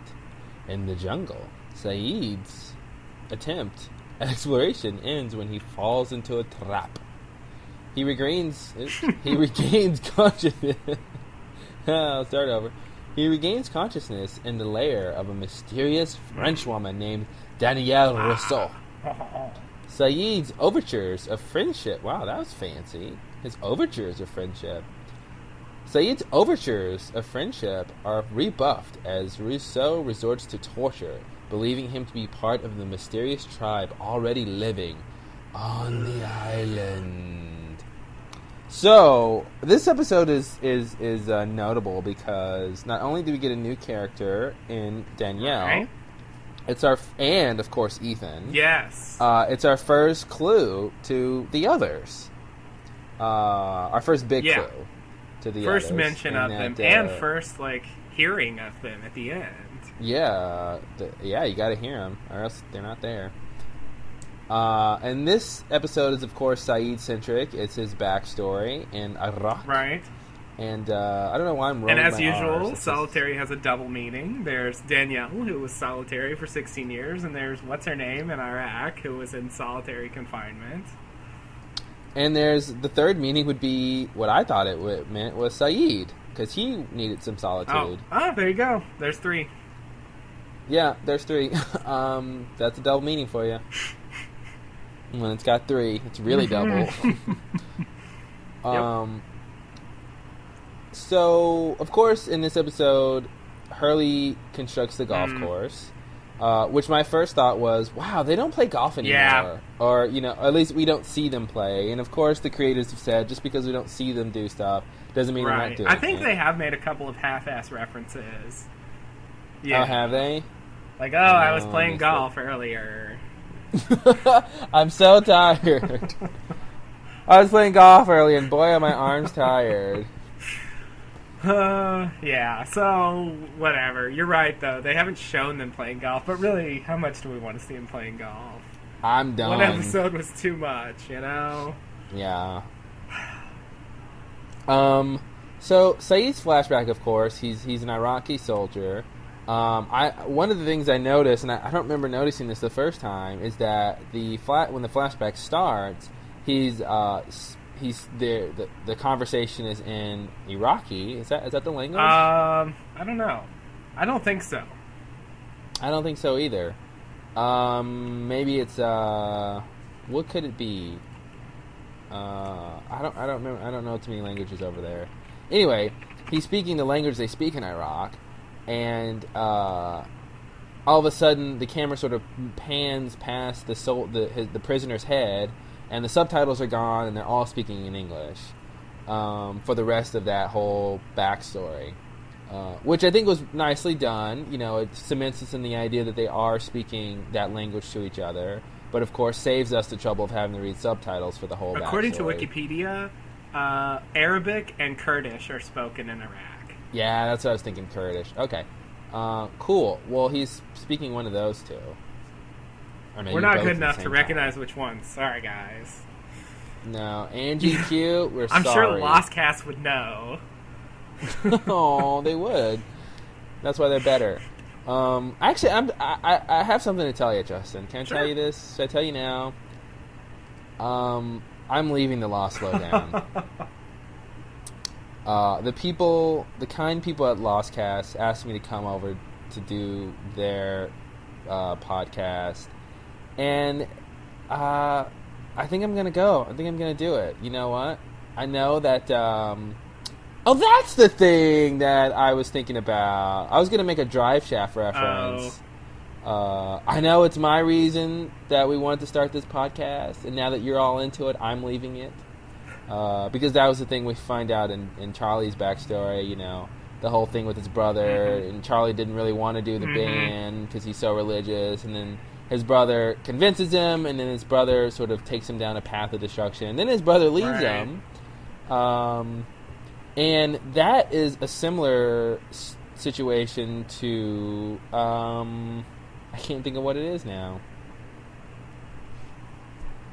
I can't think of what it is. But that plot line where somebody gets someone to do something and then leaves and lets them rot, they've done that before. Oh. Or they've done it again. And I can't remember what it is, but I think it's a season 2 thing. I'll remember one day. Okay.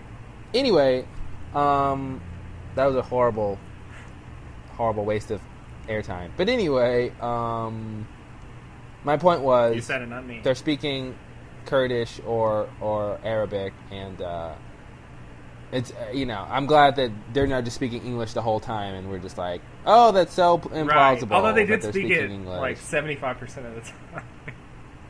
Well, but the idea is that they submitted us in the idea already that they're really speaking their native language. Is that what we're supposed to believe? Yeah, didn't you hear what I was saying? I'm sorry. I was too busy looking up Iraq on Wikipedia. You were. So for those who were also too busy looking up Iraq on Wikipedia, my point was when Saeed's flashback starts, the first scene with him in Iraq, he is torturing the prisoner in their native language, either Arabic or Kurdish, whichever one they're speaking, and the camera sort of moves past the prisoner's head, and then the subtitles disappear, and they're speaking English from then on. Okay, and you think that's how we're supposed to? That's how we're supposed to take that. Is that they started out, they started the scene in the native language, and then for the convenience of the audience, they switched to English so that we can have the rest of the scenes, and for the actors. That's what I was going to say, and presumably for the actors, they don't do that with Sun and Jin flashbacks. I mean, they speak their languages. I don't think Naveen Andrews, who's English, speaks whatever language they were using. He probably had to learn that stuff. And to do all of his flashbacks in that language would have probably been a great challenge. Well, is it Daniel Day Kim? I don't believe he knows Korean. Yeah, I think he did. He knew it when he was younger, and he had to sort of refresh himself.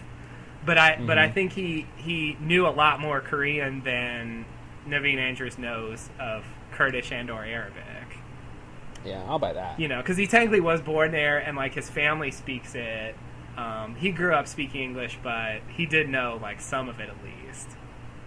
So, yeah. Anyway, so that's a good point. I didn't take on. it that way. I just took it to mean everybody started speaking English all of a sudden. Yeah, that wouldn't make any sense. It really right? wouldn't. And I like your way better, and that's the way I'm going to see it from now on. Yeah. Especially since, I wouldn't expect too many of them to know English. Mm-mm. And especially, the prisoner guy, I really wouldn't expect him to know English. So, yeah, I think that's how we're supposed to take that, too. No. Yeah, must be. Good point. So,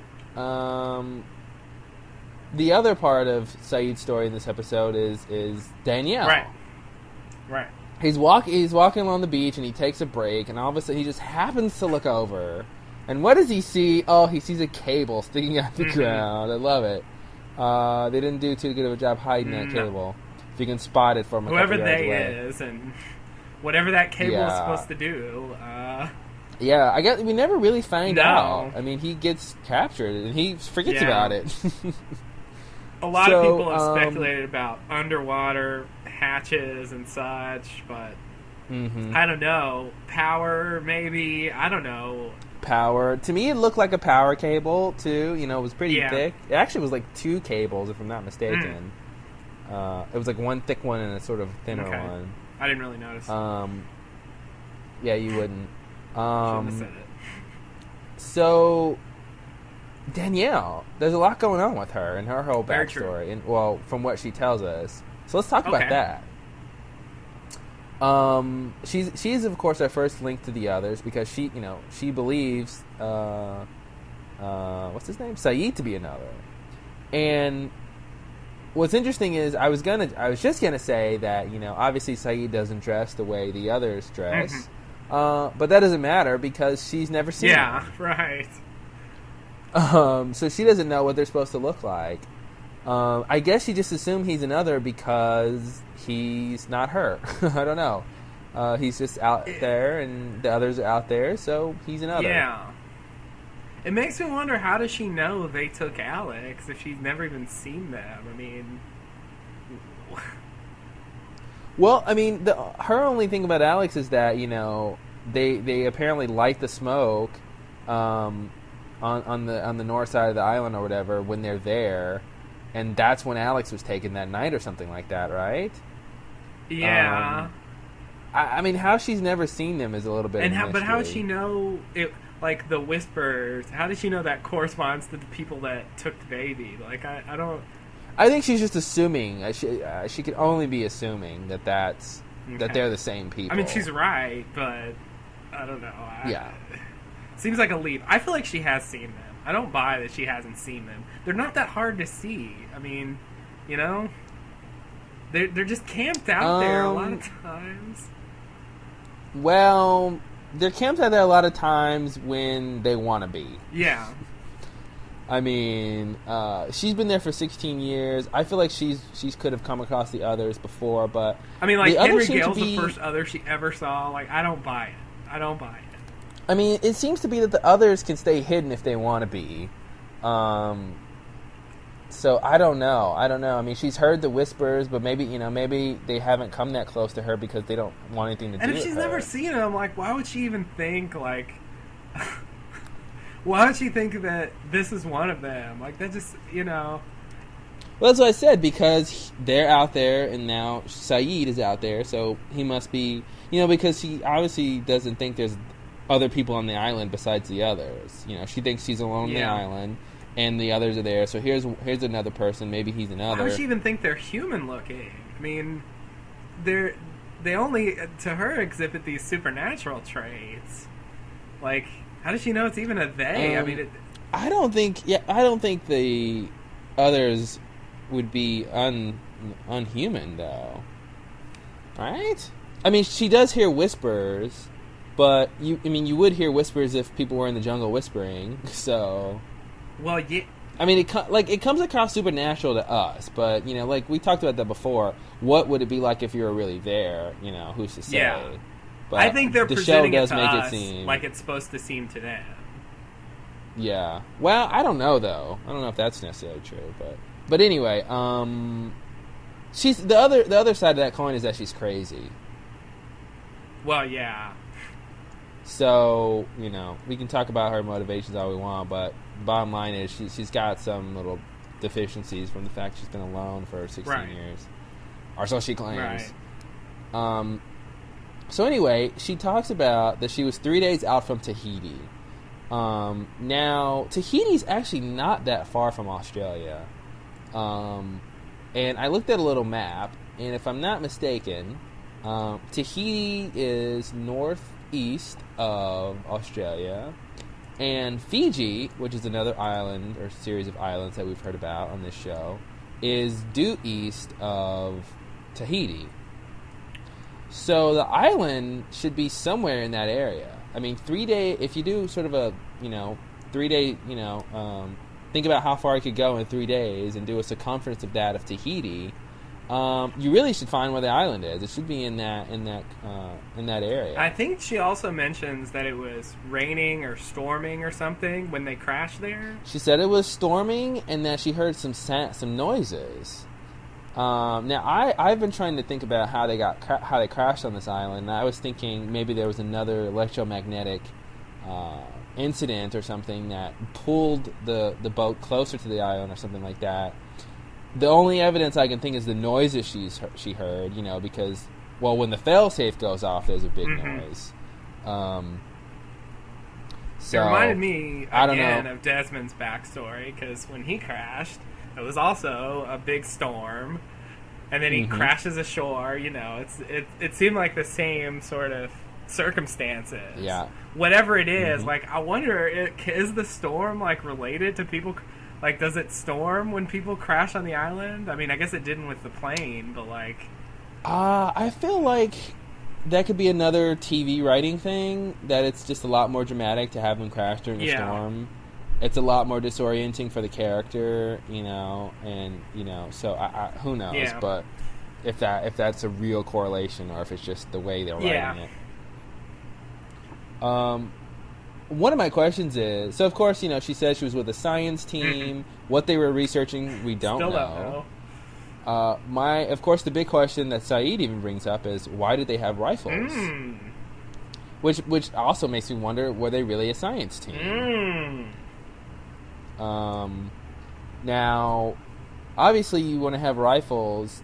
if you're going to go in some place that's dangerous and you need to protect yourself from either, bears, or, from other people. But I was thinking maybe they were, for all we know, they could be sort of pirates. They could be, they could be anything. Really. True. There's no confirmed... and she's... Go ahead. She's got a lot of skills in terms of her trapping skills and her trap making skills that I don't think a scientist would necessarily have. Now she could have picked those up over the 16 years she's been on the island. I could, but it's like, how do you learn? I guess you can learn how to make a trap, right? I mean, I guess that's not too hard. You got a lot of time for trial and error. Yeah, that's true. She could have picked that up. But she does not seem to me like a scientist. Now, does that mean she's not a scientist? No. But... Yeah. Her map skills do seem to be something a scientist would have, a researcher. Yeah, okay. She did... the maps seem pretty scientific. Sure. I'll buy that. If she drew those. Yeah, right. I mean, I don't know where the maps came from. Another thing that I thought was really interesting was that, when Saeed has the gun pointed to her and she has the gun pointed to him and he shoots, well, my first thing is, when he grabs the gun out of her, I don't know what to call it, her little hut there, whatever it was. I remember when I first saw this scene, when I first watched this episode a long time ago, when it came on TV, I thought to myself, Saeed, check to see if the gun works. Saeed, check to see if it has ammo. Yeah.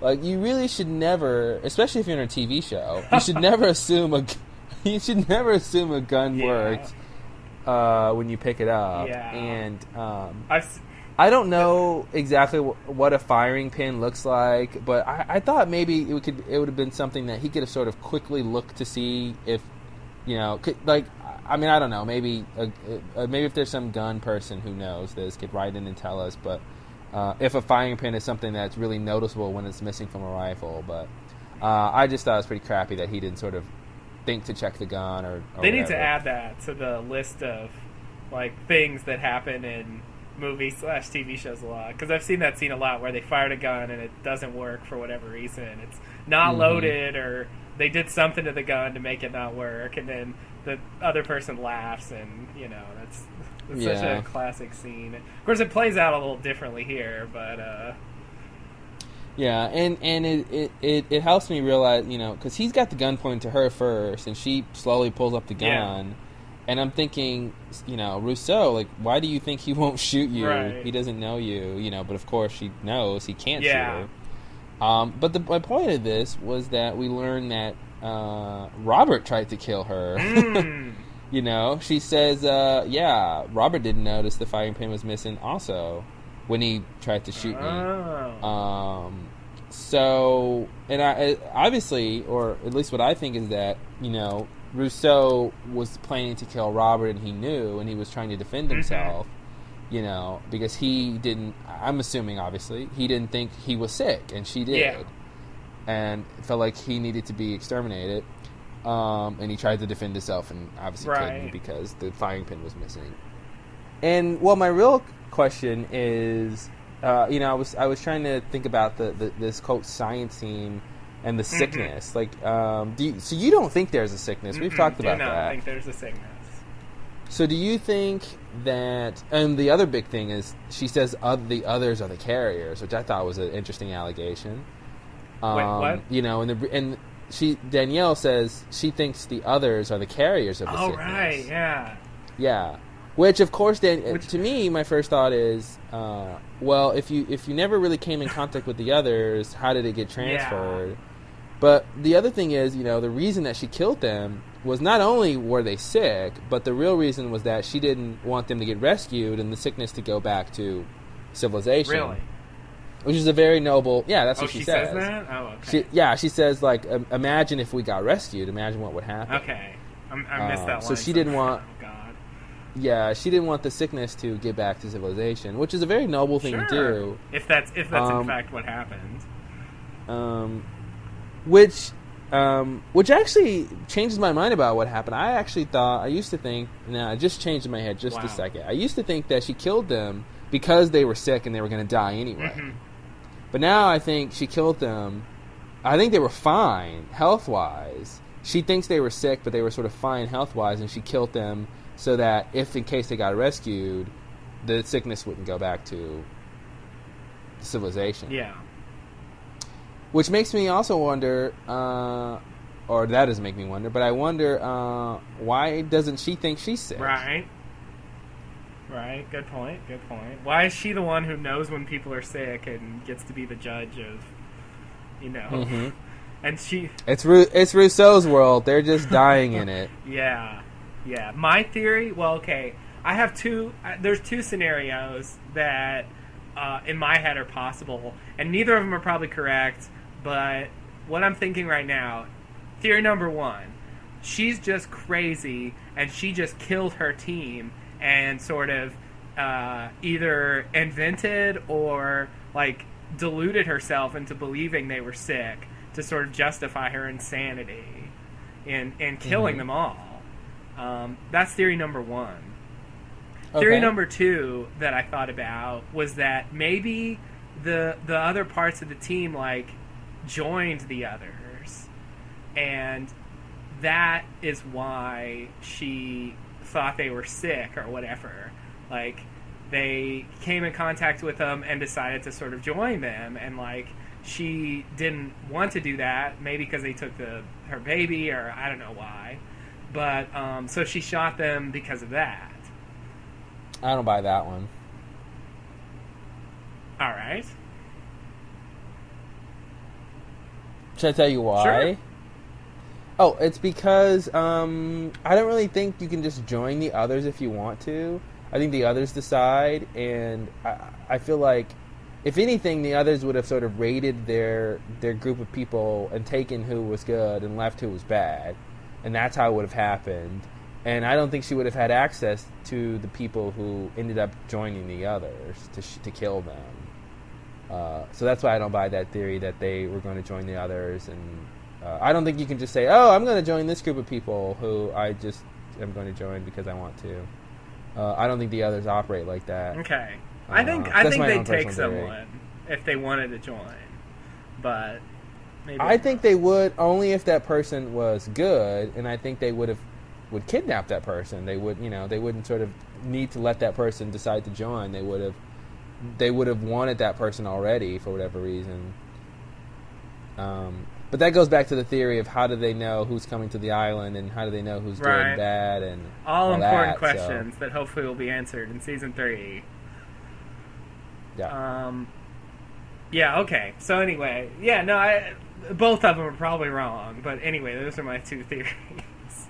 I like the first. No, I like the first theory. The first theory makes a lot of sense. I like the first one. All right. Well, good. It's the second one that's a piece of shit. No, I'm kidding. The second one was one I thought of when I watched it this time because. And you were drinking. What? And you were drinking. Well, it helps me think. And she was saying how the others were the carrier of the sickness, and it started making me think, well, maybe she thought, or maybe she just thought they joined them or whatever, but somehow I feel like she associates the sickness with the others, so I'm thinking maybe she thought her people were somehow, had been infected by them or whatever. I mean, obviously that's what she claims to have thought.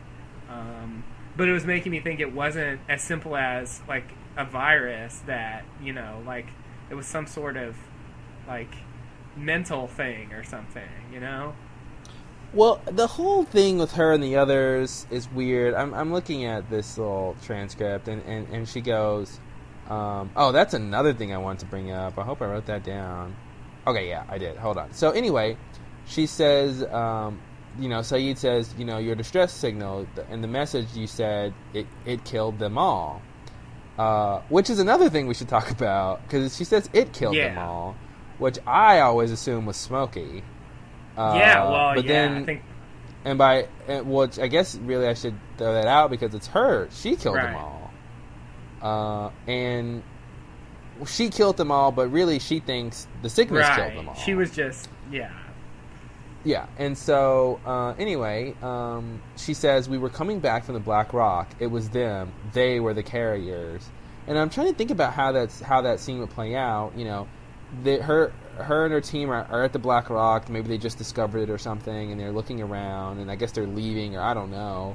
And then they start hearing the whispering, I guess? Yeah. And that's when it maybe dawns on her that it's them who's causing the sickness or something, or that's the first time that she heard the whispers, or maybe she even came in contact with them. So I was just trying to think about how that scene would play out, you know. Because she, you know, so you said, who are the carriers? And she says, the others. Right. And I don't know, maybe the sickness could be, in terms of your second theory, this sort of allegiance thing where, you know, and a mental thing. 'Cause remember we were talking about, and the end of season 2 in the finale when we hear the whispering, I think I came up with the idea that maybe it's a telepathic thing. Right. And so maybe you know, if you hear the whispers enough, or if you can be controlled by them or something. So maybe that's what the sickness is. Okay. Yeah. Right. So I don't know. Roughly in the vein of what I was thinking. Yeah. Yeah. I don't buy it. I don't either, but I rarely buy my own theories, but well, you should get them for free. Yeah, I guess I should, but they cost. What can I do? At least a discount. Yeah. I also wanted to talk about, she says the others are in control of the broadcast station where the message is coming from. Oh, yeah, right. And I wondered, why haven't they stopped or changed the message? Oh, the others. If they're in control of it, why do they let that message still play? I don't know. Would they have a desire to make it a different message? Or should they just stop it altogether? I think they would stop it altogether. I mean, it's either there's I guess there's three sides of this thing. Either they want someone to come to the island, they don't want anyone else to come to the island, or they're indifferent. Either way, right? If they don't want people to come to the island, then they should stop the message. Yeah. Because if people in some boat hear it, maybe they'll come to investigate, just like Danielle's team came to investigate the original message. And the original message, whose was that? Well, the original message was the numbers. Well, yeah, but who? And we don't know who was broadcasting that. I mean, that's a question. You might want to assume it was the others. I was thinking that. I mean, if they're in control of it now, why weren't they in control of it before? Right. You know, maybe Danielle got there and she changed her message. You know, and it just so happens she didn't run into them or something. They seem to just abandon places pretty routinely, so maybe they did control it and then gave it up and then got it back. I don't know. Yeah. Or maybe she's lying and they don't control it. Maybe she just assumes that. I mean, she's quite crazy. Who broadcast the original message? Hopefully we'll find out. Yeah. Ed McMahon, I'm looking at you. So what else? What else about this episode was interesting? Anything else? I had something. I think it fits here because this is the first episode we see Ethan, right? Mm-hmm. Oh, Ethan. And yeah, just a little fast fact: the actor who plays Ethan is a cousin of Tom Cruise. Yeah, well, with a name like Mopather, he has to be. I don't know anyone in the world with the name Mopather. So when I first saw that name, that you can't see Mopather without thinking Tom Cruise. Yeah, I guess not. I didn't know that was actually his last name, but it is. So anyway. Yeah, that's Tom Cruise's original last name. Yeah, well, yeah. But I only recently found that out, and like when I look at him, I see a vague resemblance. Yeah. Well, they're both crazy. Ooh. Like, sort of like Tom Cruise would be if you sort of stretched him out and, like, changed his face a little bit. Like an angular version. Anyway, whatever. With regard to the character he plays, this is the first episode we see him, and so, at some point, he just sort of, I guess he just sort of walks up and joins the camp and hopes that no one noticed that he hasn't been there the whole time. Well, who's to say he hasn't been there the whole time? You're right. You're right. I want to know, like, yeah, when did he show up, and how, you know, how did that work? But my larger question is, how did they know they were there? How did they know they were on the island? Yeah. Good question. Now, they could have... There's a lot of ways. There's a ton of ways. There's a billion ways. I don't know any of them. Because it just occurred to me, like, they, you know, the tail section, maybe they were closer to where the others were, and it was more reasonable, but they're really not anywhere close to where the others routinely are, at least from what we've seen. And so it made me wonder, like, how did they even get the idea that there were some... Well... I'm under the impression that I guess that we know that the plane crash was seemingly accidental, right? Or so we're led to believe. But I still think that the others seem to be expecting them. I mean, they had some sort of then they have some sort of list of people, and I don't really know, but I mean, there's a lot of ways they could have maybe seen the plane, crash, in the sky, just looking at it, and hey, let's go look at that thing. Okay. Or they could have had someone in that area heard the plane crash, and alerted the rest of the gang. Okay. So I think it's one of those two, or they were like expecting them. They seem to obviously have some fixation with Aaron. Right. And one of my theories is that there's some sort of prophecy going on, right. With maybe Aaron and Walt, and so maybe they were just sitting around waiting for that plane to crash. Okay. All right. And ostensibly, I mean, there would have been smoke from the wreckage and stuff that would have signaled it too, and. Oh, that's the other thing. I'm sure people at home are like, come on, guys, say the obvious, which is they've been lighting signal fires the whole time. Oh, you're right. Good point. They've been lighting huge fires the whole time. So that's a big way they could have known they were there. But, okay. But Ethan was not there. I mean, he wasn't on the plane. So... Well... So at some point, he joined the camp and hoped no one would notice. And they didn't. No. They just took him as one of their own, even though, there was a point where he wasn't there. And I guess there's enough people. I mean, it seems like that's barely true. I mean, with only 40-something people, it seems like you've noticed. But that's the thing. That they've pointed that out many times that they don't know. They don't notice who's there and who's not there and who's, anything. That was the whole point of Hurley Census, too. Yeah. Is that nobody really knows anybody, and 40 is 40. I think past 40, past probably 30, you can see somebody and not really know if you've seen them or not already. Yeah. Yeah. I mean, I guess it hasn't been that long. I just I don't know. It's just such an odd thing to do. Like and think about it this way. Say you're toiling on the beach, you're building fire or you're whatever, and you see Ethan, and it is the first time you've seen him, and you look at him and you go, wow, I don't remember seeing that guy. But he's busy chopping firewood and he's busy gathering fruit, so you don't really think anything about it. You just assume you don't remember seeing him. Right. You don't go, oh man, maybe he's an other and he's trying to attack Claire.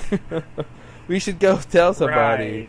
Right. And I guess we're supposed to believe, based on, maternity leave, that he was, he was not just there to get Claire, but he was just doing general reconnaissance as far as, like, everybody there, making a list and, etc. I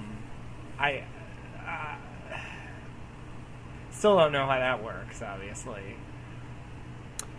I don't even know either.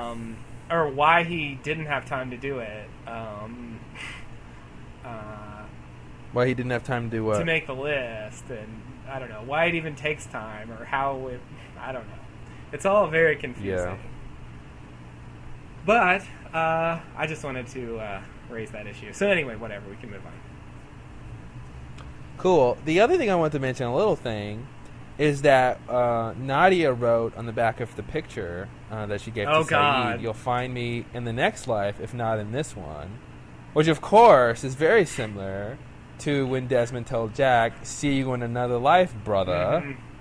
Mm-hmm. So there's another instance of them reusing a very similar It also thing. reminded me of the letter that Desmond found from Penny in his book. Uh-huh. You're never alone as long as you have a woman who loves you, or whatever. Oh.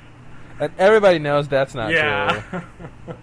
So, it seemed like that was recycled, too, in addition to the See You in Another Life, so... Yeah. They seem to be big on recycling. I guess so. That's... Which is good. It's good for the environment. Yeah, same. So let's go to episode 110, Raised by Another. I don't know why you use that accent.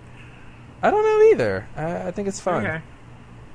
Claire is haunted by nightmarish visions that her baby is in danger. When the nightmares seem to come true and she appears to be attacked, no one believes her.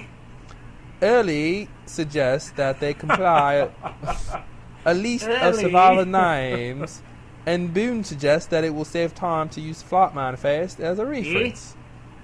When Early compares the two, it leads to an unnerving conclusion about a passenger named Ethan Rom. And everyone knows Ethan Rom is an anagram for "Don't trust this guy."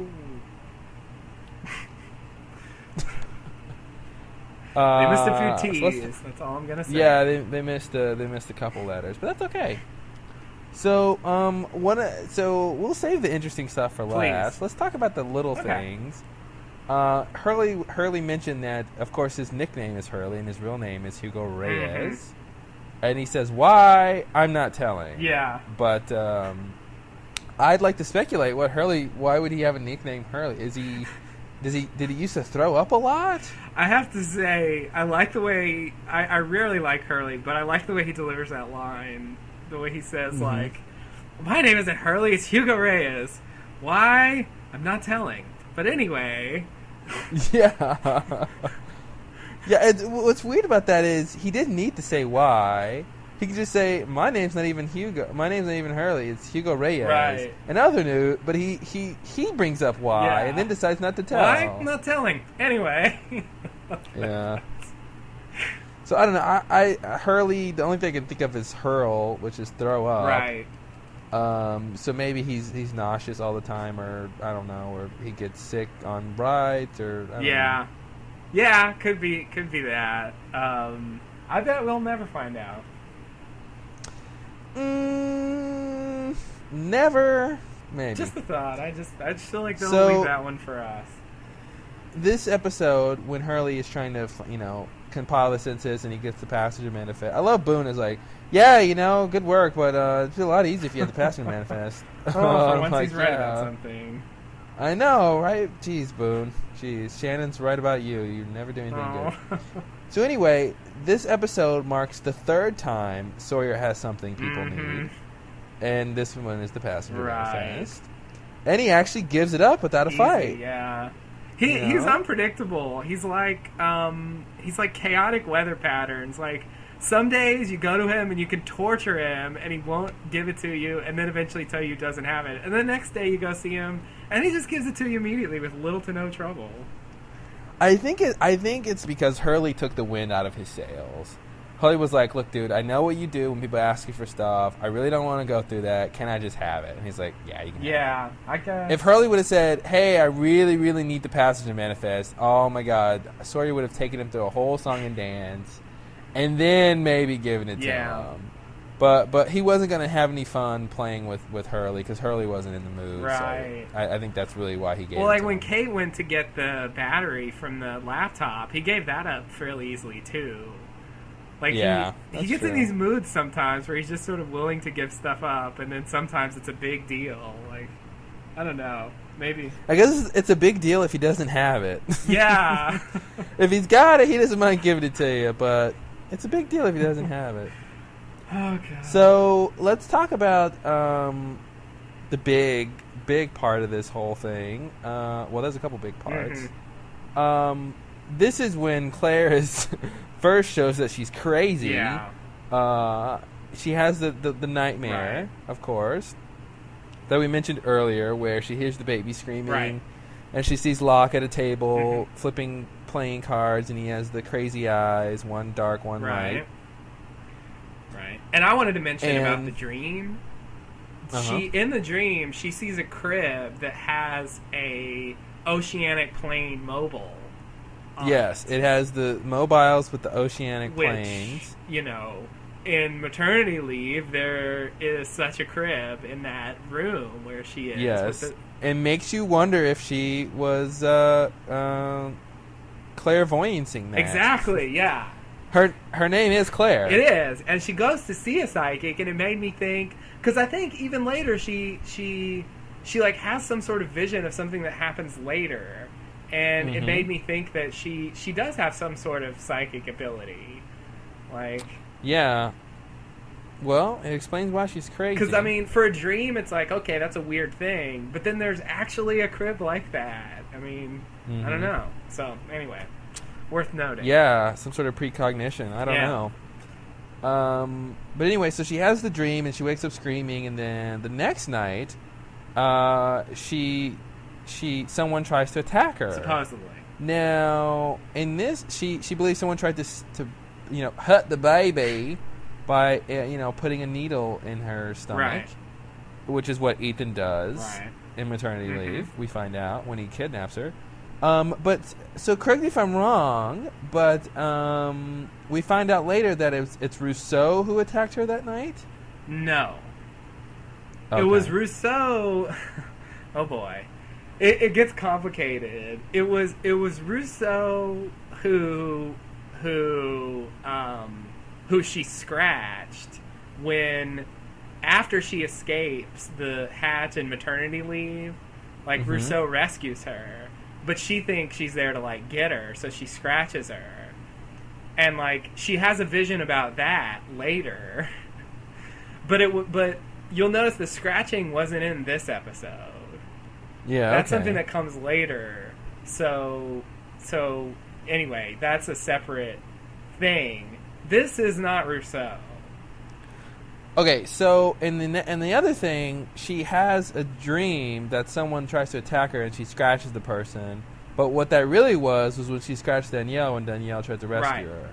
Right. And at first, because Danielle actually does take her baby to the smoke in a later episode of season 1. And so she thinks, oh, it was you. But then, of course, later they turn, Left Field Love to Do on Lost. They turn it around again, and no, she was really trying to protect you, and blah, blah, blah, blah. So, but this dream, / maybe it really happened. I mean, if it's anybody, it's Ethan. I think it was Ethan, because when she wakes up screaming, Ethan's right there. Really? Yeah, he's right there, and I think he says, like, someone says get her some water or get Jack or something, and he's the one who goes and does it. So, yeah, Ethan's right there, and I think, it was very specific, it wasn't someone just trying to hurt her, it was trying to, inject something with the needle, Right. which is what Ethan was trying to do anyway. Right. Now, my big thing is, I'm like, Ethan, why would, I feel like he could get some sort of sedative or something to knock her out with, because whenever someone pokes you with the needle while you're sleeping, correct me if I'm wrong, but you usually tend to wake up. Yeah.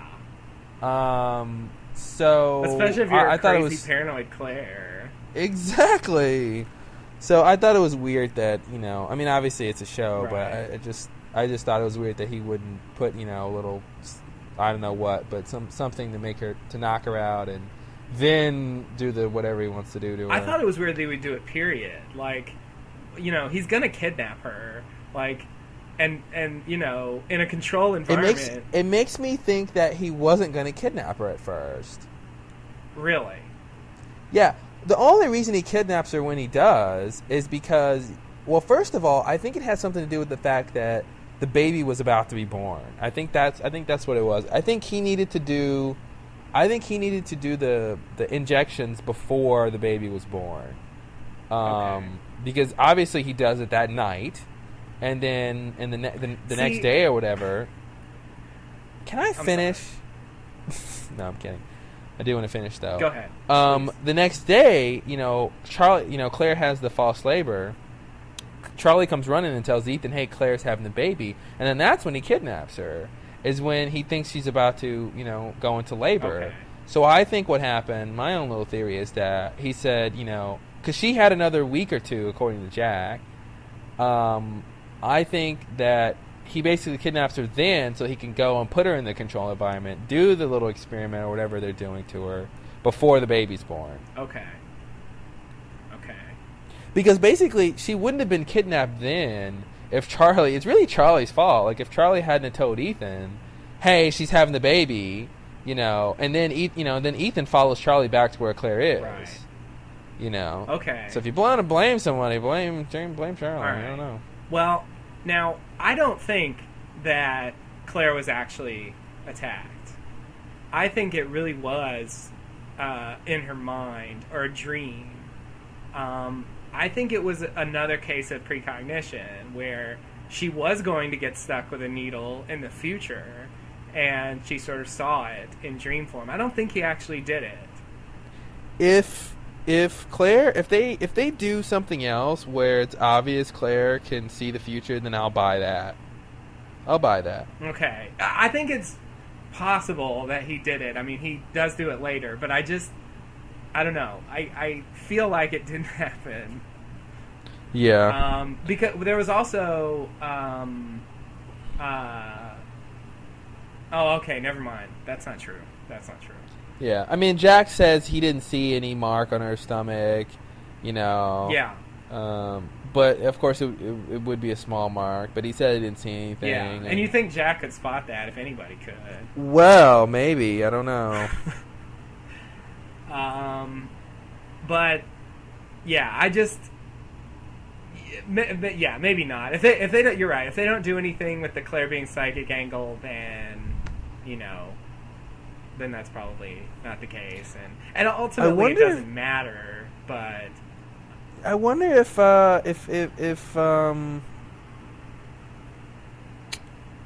I wonder, we talked about when we were talking about the psychic and when he shows back up in season 2, right. that the idea that maybe, that he was always a fraud, and that the first time he ever had any real psychic premonition was when he did Claire's reading, right. and that's why he got really freaked out. Mm-hmm.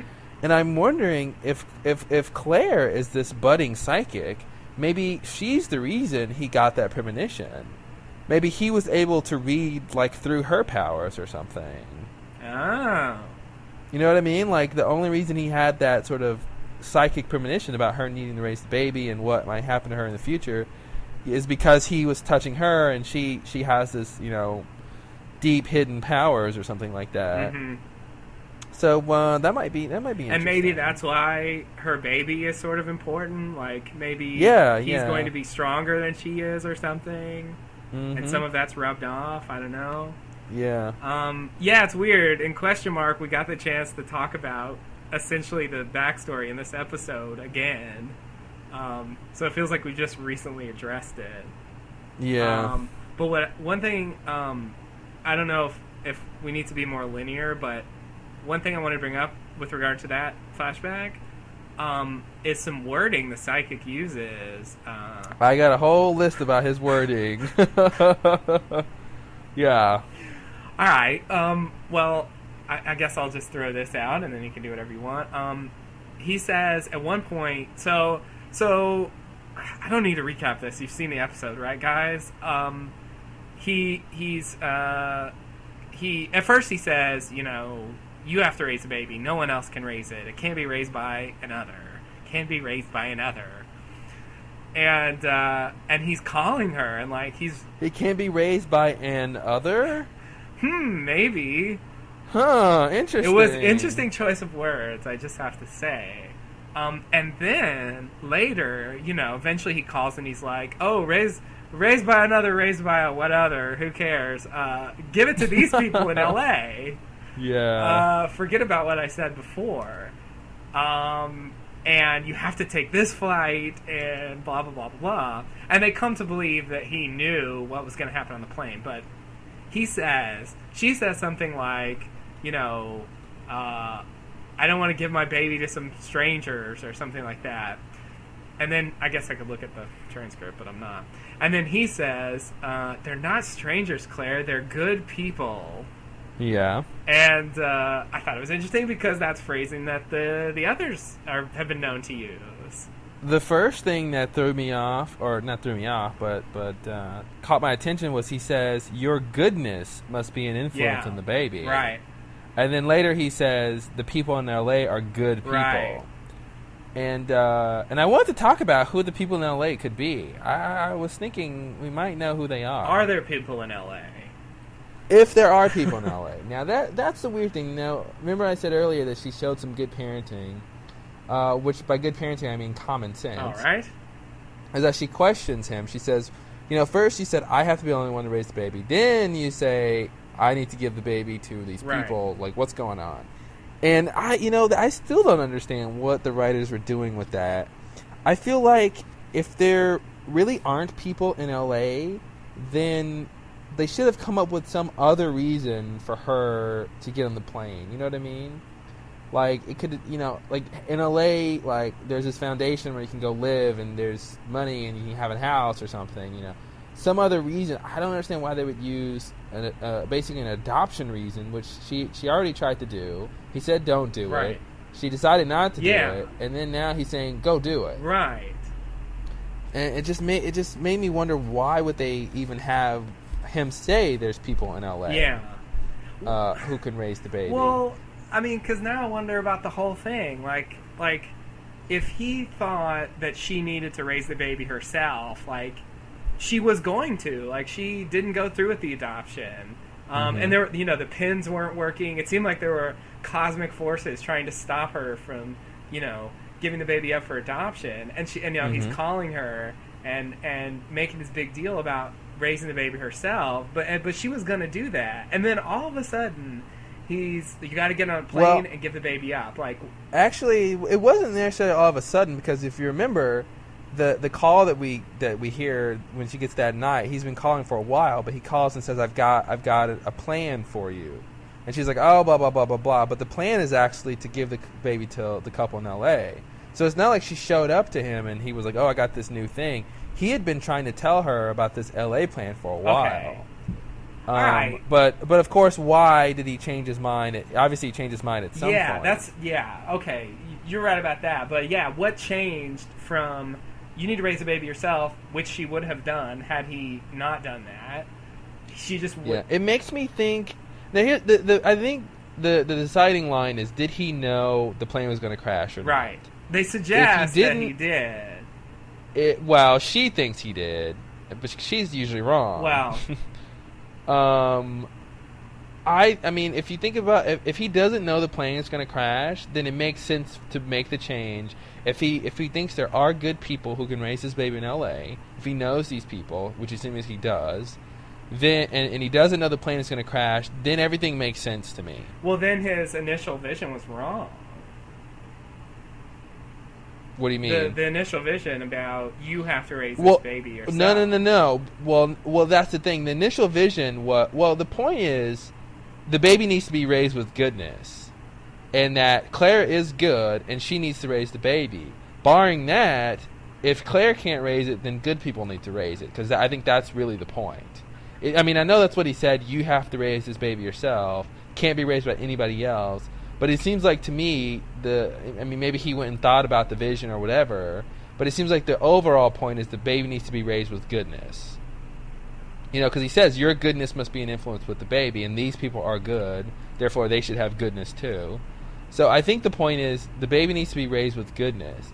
And if he didn't know the plane was going to crash, then I think everything lines up. He wanted to make sure Claire didn't really want the baby. She didn't want the responsibility. So I found some people for you in L.A. to take care of the baby, and they're good people. The baby will be fine. Everything's great. But, let me just throw out a couple lines. It is crucial that you yourself raise this child. Mm-hmm. I remember those lines. But what I'm saying is, that was his initial reading, and that was his initial feeling about it. He had 4 months to change his mind and to rethink what that meant. And I think he came to the conclusion that it just needs to be somebody good. It doesn't necessarily have to be her.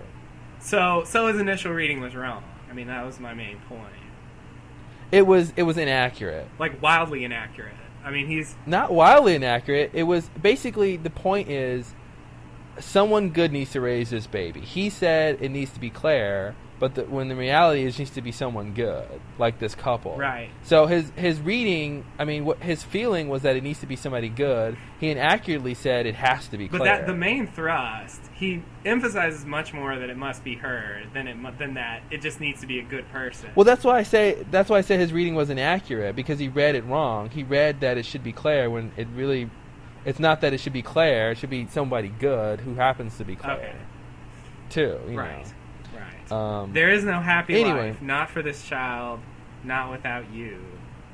Mm-hmm. This child parented by anyone else, danger surrounds this baby. He made it seem to me like the baby was going to be like evil if it wasn't raised by Claire, at least when I initially saw it. Yeah, I mean, it's weird. I mean, you can read that. I guess that's how I read it, is that this baby... Well, I read it as this baby is going to be powerful, and if it's... You know, it's been in other movies and fiction before, like... You know, whoever gets control of this child will be able to wield its power. So if bad people get control, the baby's going to be evil. If good people get control, the baby will be good. And, you know, use the powers accordingly.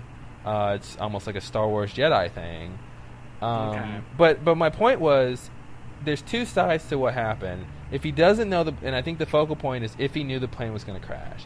Like I said, if he didn't know it was going to crash, then everything lines up. It makes sense. He reevaluated his reading, and he said, okay, if Claire doesn't want this baby, then she can give it to these good people in LA. She can get on this plane, give up the baby, everything's going to be fine. And I think it makes what he said pretty much makes sense and line up. But if he did know the plane was going to crash, then having her get on the plane to give the baby up for adoption doesn't make any sense. It's just a strange... extraneous piece of information. If he knew the plane was going to crash and he wanted her to be the person to raise it, and he put her on that plane, and he says, it has to be this flight, no other, or something. So it's weird either way. I think it's weird. Yeah, because if he just wants to bring her to LA, it wouldn't have to be that flight. I mean, the point is the parents get the baby. I mean, how can it possibly matter that much? Well, that's the thing. It's like with stuff like that, it's like how do you can only read it how you want to, but it's like how do you know? He says it has to be this flight, but is he just being over dramatic?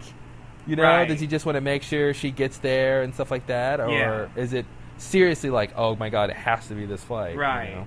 Well, I mean, when he says that, I assume he means it, but I feel like a normal person, okay, well, we'll get on the next one. I mean, flights from Sydney to LA can't be that rare.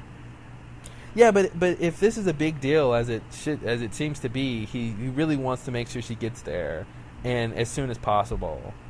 So I think that could be the reason if he's just being over dramatic and he's saying, oh, it has to be this flight, So I guess, but I mean, I like to think he knew the plane was going to crash, and he, I mean, that's my personal theory. I like to think he knew that. Yeah. But it just in turn makes his whole flip flopping on the issue really strange. Right, and but I wonder if there's any connection between him and the others, or if that's just another instance of the writers reusing the same idea. Having him use the language that they use. I think the good and evil thing plays into it as a whole. I don't really think he has any connection to the others. Okay. But I thought, I mean, this is just a crazy little wild thought, but I was wondering if the couple in LA that could raise the baby, if it was like Rose and Bernard or something. Oh God. Well, they weren't in LA, but. Yeah. Well, that's the thing. Where were they? I mean, I know they were someplace that was cold. I think they were ostensibly like in the Northeast. The Northeast. But I mean, did they live there the whole time and they never could have lived in L.A.? I mean, that's the thing. Who knows? Yeah. And maybe they were just meeting her in L.A. Yeah. too. So. Yeah. But anyway, right. If they wanted it to be that way, it could be that way. Yeah. But then again, Bernard wasn't taken by the others. So maybe he's not a good person. True. So. He seems alright to me, but, whatever. Yeah, he's not a doctor. Oh, he's a dentist.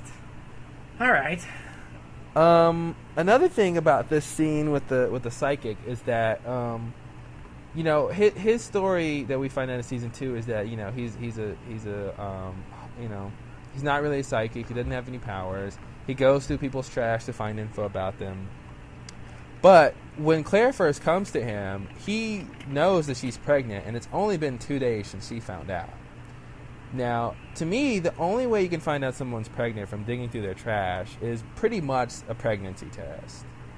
So, I mean, do you think he really could have found... And the other thing is, how would he know to look up information about her? Because the only reason she came there was because her friend took her there. Now, maybe you can say her friend is working with this psychic or something to get clients or something. That's really crappy if she is. And I don't believe that. But how do you reconcile that he knew... The first time he knew that she was pregnant, the second time he knew that Thomas left her. Mm-hmm. How do you reconcile he knew that if according to him, he doesn't have any powers? I mean, the Thomas left her... I mean, once she's been there, he could have just gone and asked him. I mean... Gone and just asked talk to whatever his name was, her boyfriend. I mean, it could be as simple as that. I don't think you would do that if you're pretending to be a psychic. I mean, because... I mean, not necessarily himself, but he could have someone talk to him. I mean, yeah, the second thing is easier to know than the first thing, definitely. Yeah, the first thing, I was thinking he could talk to him also, but I guess he hadn't left at that point. I mean, if you're a psychic, I mean, you don't want to go get your information straight from the source, though, because it could get back to the person you're trying to con. Yeah, well, I'm assuming he doesn't do it himself. He has someone do it for him, and so there's no way they'll know.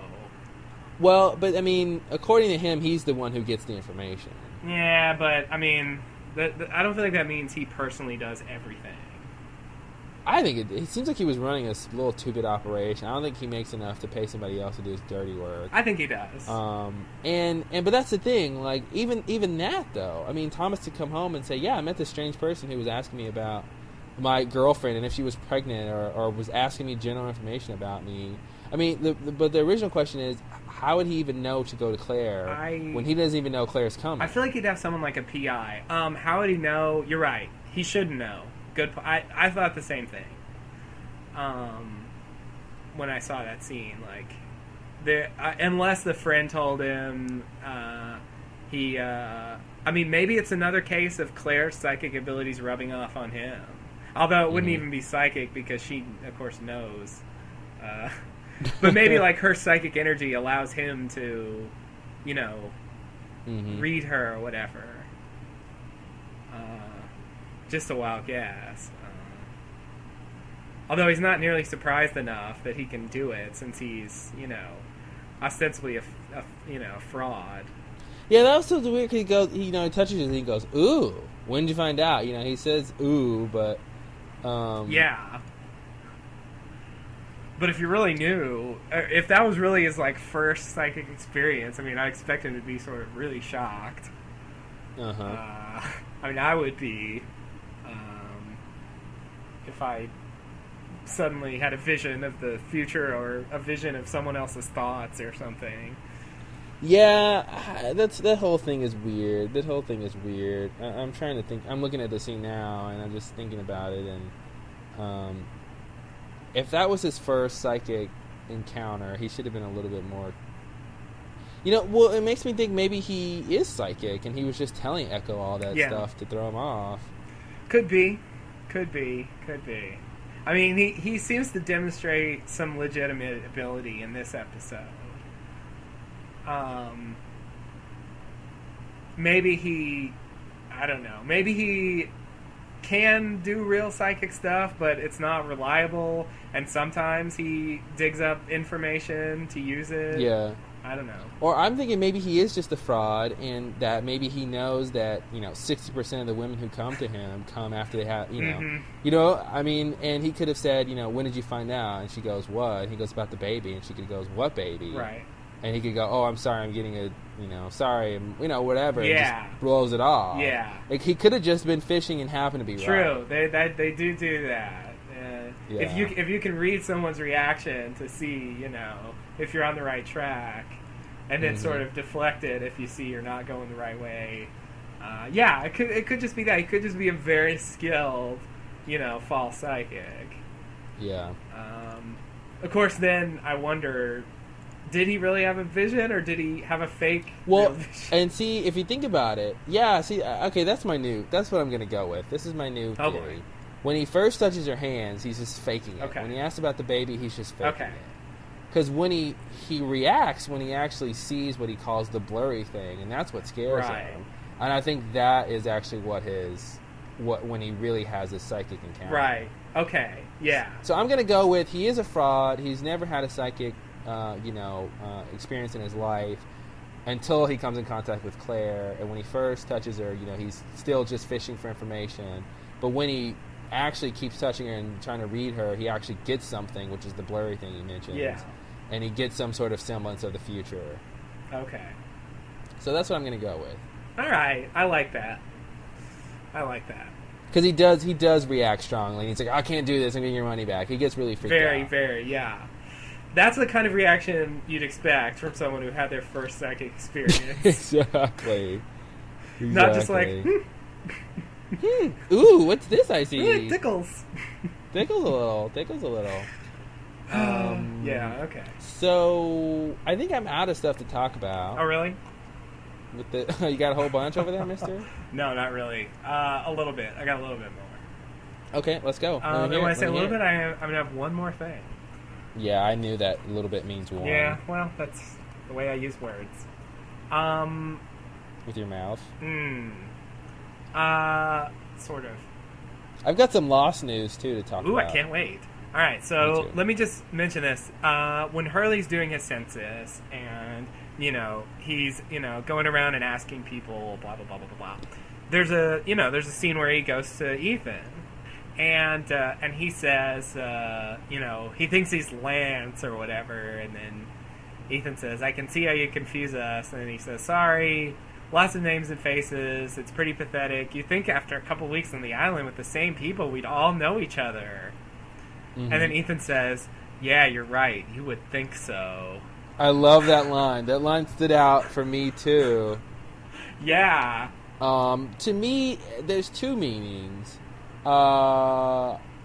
Because I thought, obviously it means, they don't know Ethan, and it'd be good if they did. Yeah. Because he's a bad guy. Right. But it also made me think he was judging them. Yeah, exactly. That was the vibe I got from it. And, the first time you see it, you don't know Ethan's evil yet, so you're not, reading anything into it. When you watch it now, it really seems like he's throwing it... Like he's judging, the fact that they don't know each other, and that, somehow the others in that situation would be better, and they would. I don't know. Yeah. I don't really know how. It reflects badly on their character that they haven't bonded together more and exactly. sort of learned each other's names. That's what you people. You would think you'd be better than this, but you're not. I only want your baby and your kid. So Anyway, I thought that line was interesting and interestingly delivered, and so anyway. Had to point that out.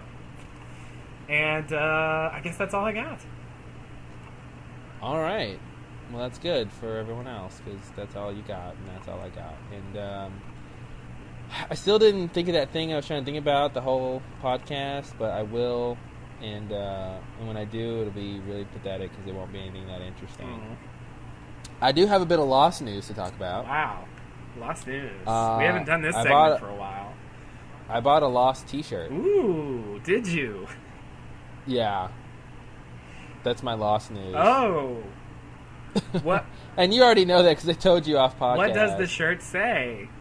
The shirt says the number. There's the numbers written on the front, and it's just a black shirt with the numbers in white, and I love it already. Does it say anything on the back? Actually on the back, and very small, it just says Lost in the top. Oh. Really smally. Wow. Very nice. That's my Lost What news. a nice purchase. I wish we could all have such a shirt. Well, you can if you go buy The one. world would be a better place. Ooh, that's another thing we can give out for our trivia contest. What? Is the Lost shirt. Oh. Huh. Oh! Wait. Oh! Ooh, 3 times is the charm. He's got it. He's got it, folks. Don't worry. Give him some room. He's got The it. first and second times I didn't have it, but now I got it. Okay. You got it. It slipped out of your hand the first, second time, huh? I thought... Then Oh you boy, grabbed it. never mind what I thought. I don't want to know what you thought, man. We don't have time. No, we don't. Okay, great. Yeah, giveaways. Can't wait. We should do... I'm going to go ahead and say it. The next podcast, we will have our trivia contest. Or should we... Let's just go ahead and say we'll do the trivia contest now, and then we'll post on the site what the questions are. And then the first person to email us the answers wins. Ooh. How about that? Okay. So What will the trivia questions be about? The Lost Lowdown. The Lost Lowdown, of course. The Lost Lowdown. And maybe there's some Lost questions in there, too. All right. We'll make it... How many questions? Like 10, 20, maybe? I don't know. As 10? many as we can think of that are good. Yeah, well, that's a billion. We will... Okay, so let's just go ahead and say that. The Lost Lowdown Trivia Contest Sweepstakes Giveaway has officially started. TM. TM, please. Trademark. Patent pending. Has officially started. The questions will be posted shortly. In the next week or so, maybe. On the Lost Lowdown. The first person to email us at lostlowdown@gmail.com. Email us the correct answers will win what? Let's go ahead and give away a t-shirt. A good prize. A t-shirt? Let's do a t-shirt. What t-shirt? A Lost t-shirt. A Lost t-shirt. Okay. Yeah. Maybe we'll... And how about this? We'll let you choose the size. I was thinking we can actually go and think of some other prizes and maybe post the potential prizes on the site, and then people can pick which one they want. Ooh, look at that. Yeah. But anyway, it might just be a Lost t-shirt, or it might be some other things, but the prizes will be on the site. We'll let you guys know what the prizes are. Our prize. Let's just give away one. We're not millionaires. Yeah, please. We're definitely not millionaires. This is coming out of our pocket here, folks. So yeah, basically the contest will basically be, random questions about us, and related to the podcast, and if you get it right, you get some free stuff. Hey, that's not bad, right? Hey, I'd listen to a podcast for free stuff. Everybody likes free stuff. Everyone likes free stuff, especially t-shirts. People love free t-shirts. Yeah, they do. I like free t-shirts. Can I win? You can win. Oh, but you can't. Oh. Because it's not valid in Syracuse. Oh. But I'm moving soon. For everyone else, it is. Oh, okay. We will be giving away Season 2 DVD at some point. Obviously, after it comes out, we'll give it away. Right. We'd love to give it away now. I mean, we have our own copies, but we don't have We do have our own copy, but ABC says we cannot give away the copies they gave us because it's only for podcasters about Lost, so... Oh, which seems like it means you should just become a podcaster, but... no, it doesn't. I'll let you draw your own conclusions. Yes. So... And lead your own life. In summary, the Trivia Contest Sweepstakes giveaway... TM. ...has already started, or started now, and we'll post the questions soon. And then, yeah, that's it, right? Anything else we want to do? Anything else? I mean... No, I don't think so. I mean, any other topics we can talk about? I don't have anything else. Next week, we'll be back with episodes 11 through 15. 11 through 15, starting with All the Best Cowboys Have Daddy Issues, which is pretty much, I think, my favorite title of all their episodes. It's a good title. I really like that title. You know why? Because it didn't say all cowboys have daddy issues. It's all the best cowboys have daddy issues. So I love that. That's a very good title. I agree. I like it. Very good title. A lot better than Raised by Another. Oh. It was good. So next podcast we'll recap All the Best Cowboys Have Daddy Issues, whenever the case may be, Hearts and Minds, Special, and Homecoming. Ooh, Homecoming. Can't wait for that. Which is interesting because we left off with Claire leaving in this Raised by Another episode, and then Homecoming is when Claire comes back. Right. So we've divided these podcasts very nicely. Yeah, lucky for us, the numbering works out. Yeah, well, we just got it like that. Yeah. Okay, we're done, dude. Let's thank everyone for listening. Thank you for listening. I appreciate all the listeners who listen. Yes, I appreciate the viewers who listen too. Ooh, I don't appreciate you. Sorry. Well, I do. Because sometimes you want to view and listen. Yeah, I guess. I'd also like to throw this out there. If any of our listeners have any comments they want, obviously, we're open to comments, and anything you want to talk about, we will mention in our podcast if you would like us to. But I was also wondering if anyone's out there has read Bad Twin and wants to throw us a line or two about what they think, or if you're currently reading it, or if you finished it. I'd like to know what some of our viewers think about it. I know there's another Lost podcast who's already talked about Bad Twin, but Indeed. I mean, we're not going to sit down and go read it. I don't really feel like reading Bad Twin. Me either. But I mean, if there's listeners, like I said, if there's listeners who've read it and want to give their 2 cents about it, just email us or send us a comment on the site, which is thelostlowdown.blogspot.com. The best podcast about Lost. With Claude and Justin. Thank you. And the only podcast about Lost with Claude and Justin. Just thought I'd clarify that. Yeah, fair enough. All right. Thank you and namaste. Namaste. And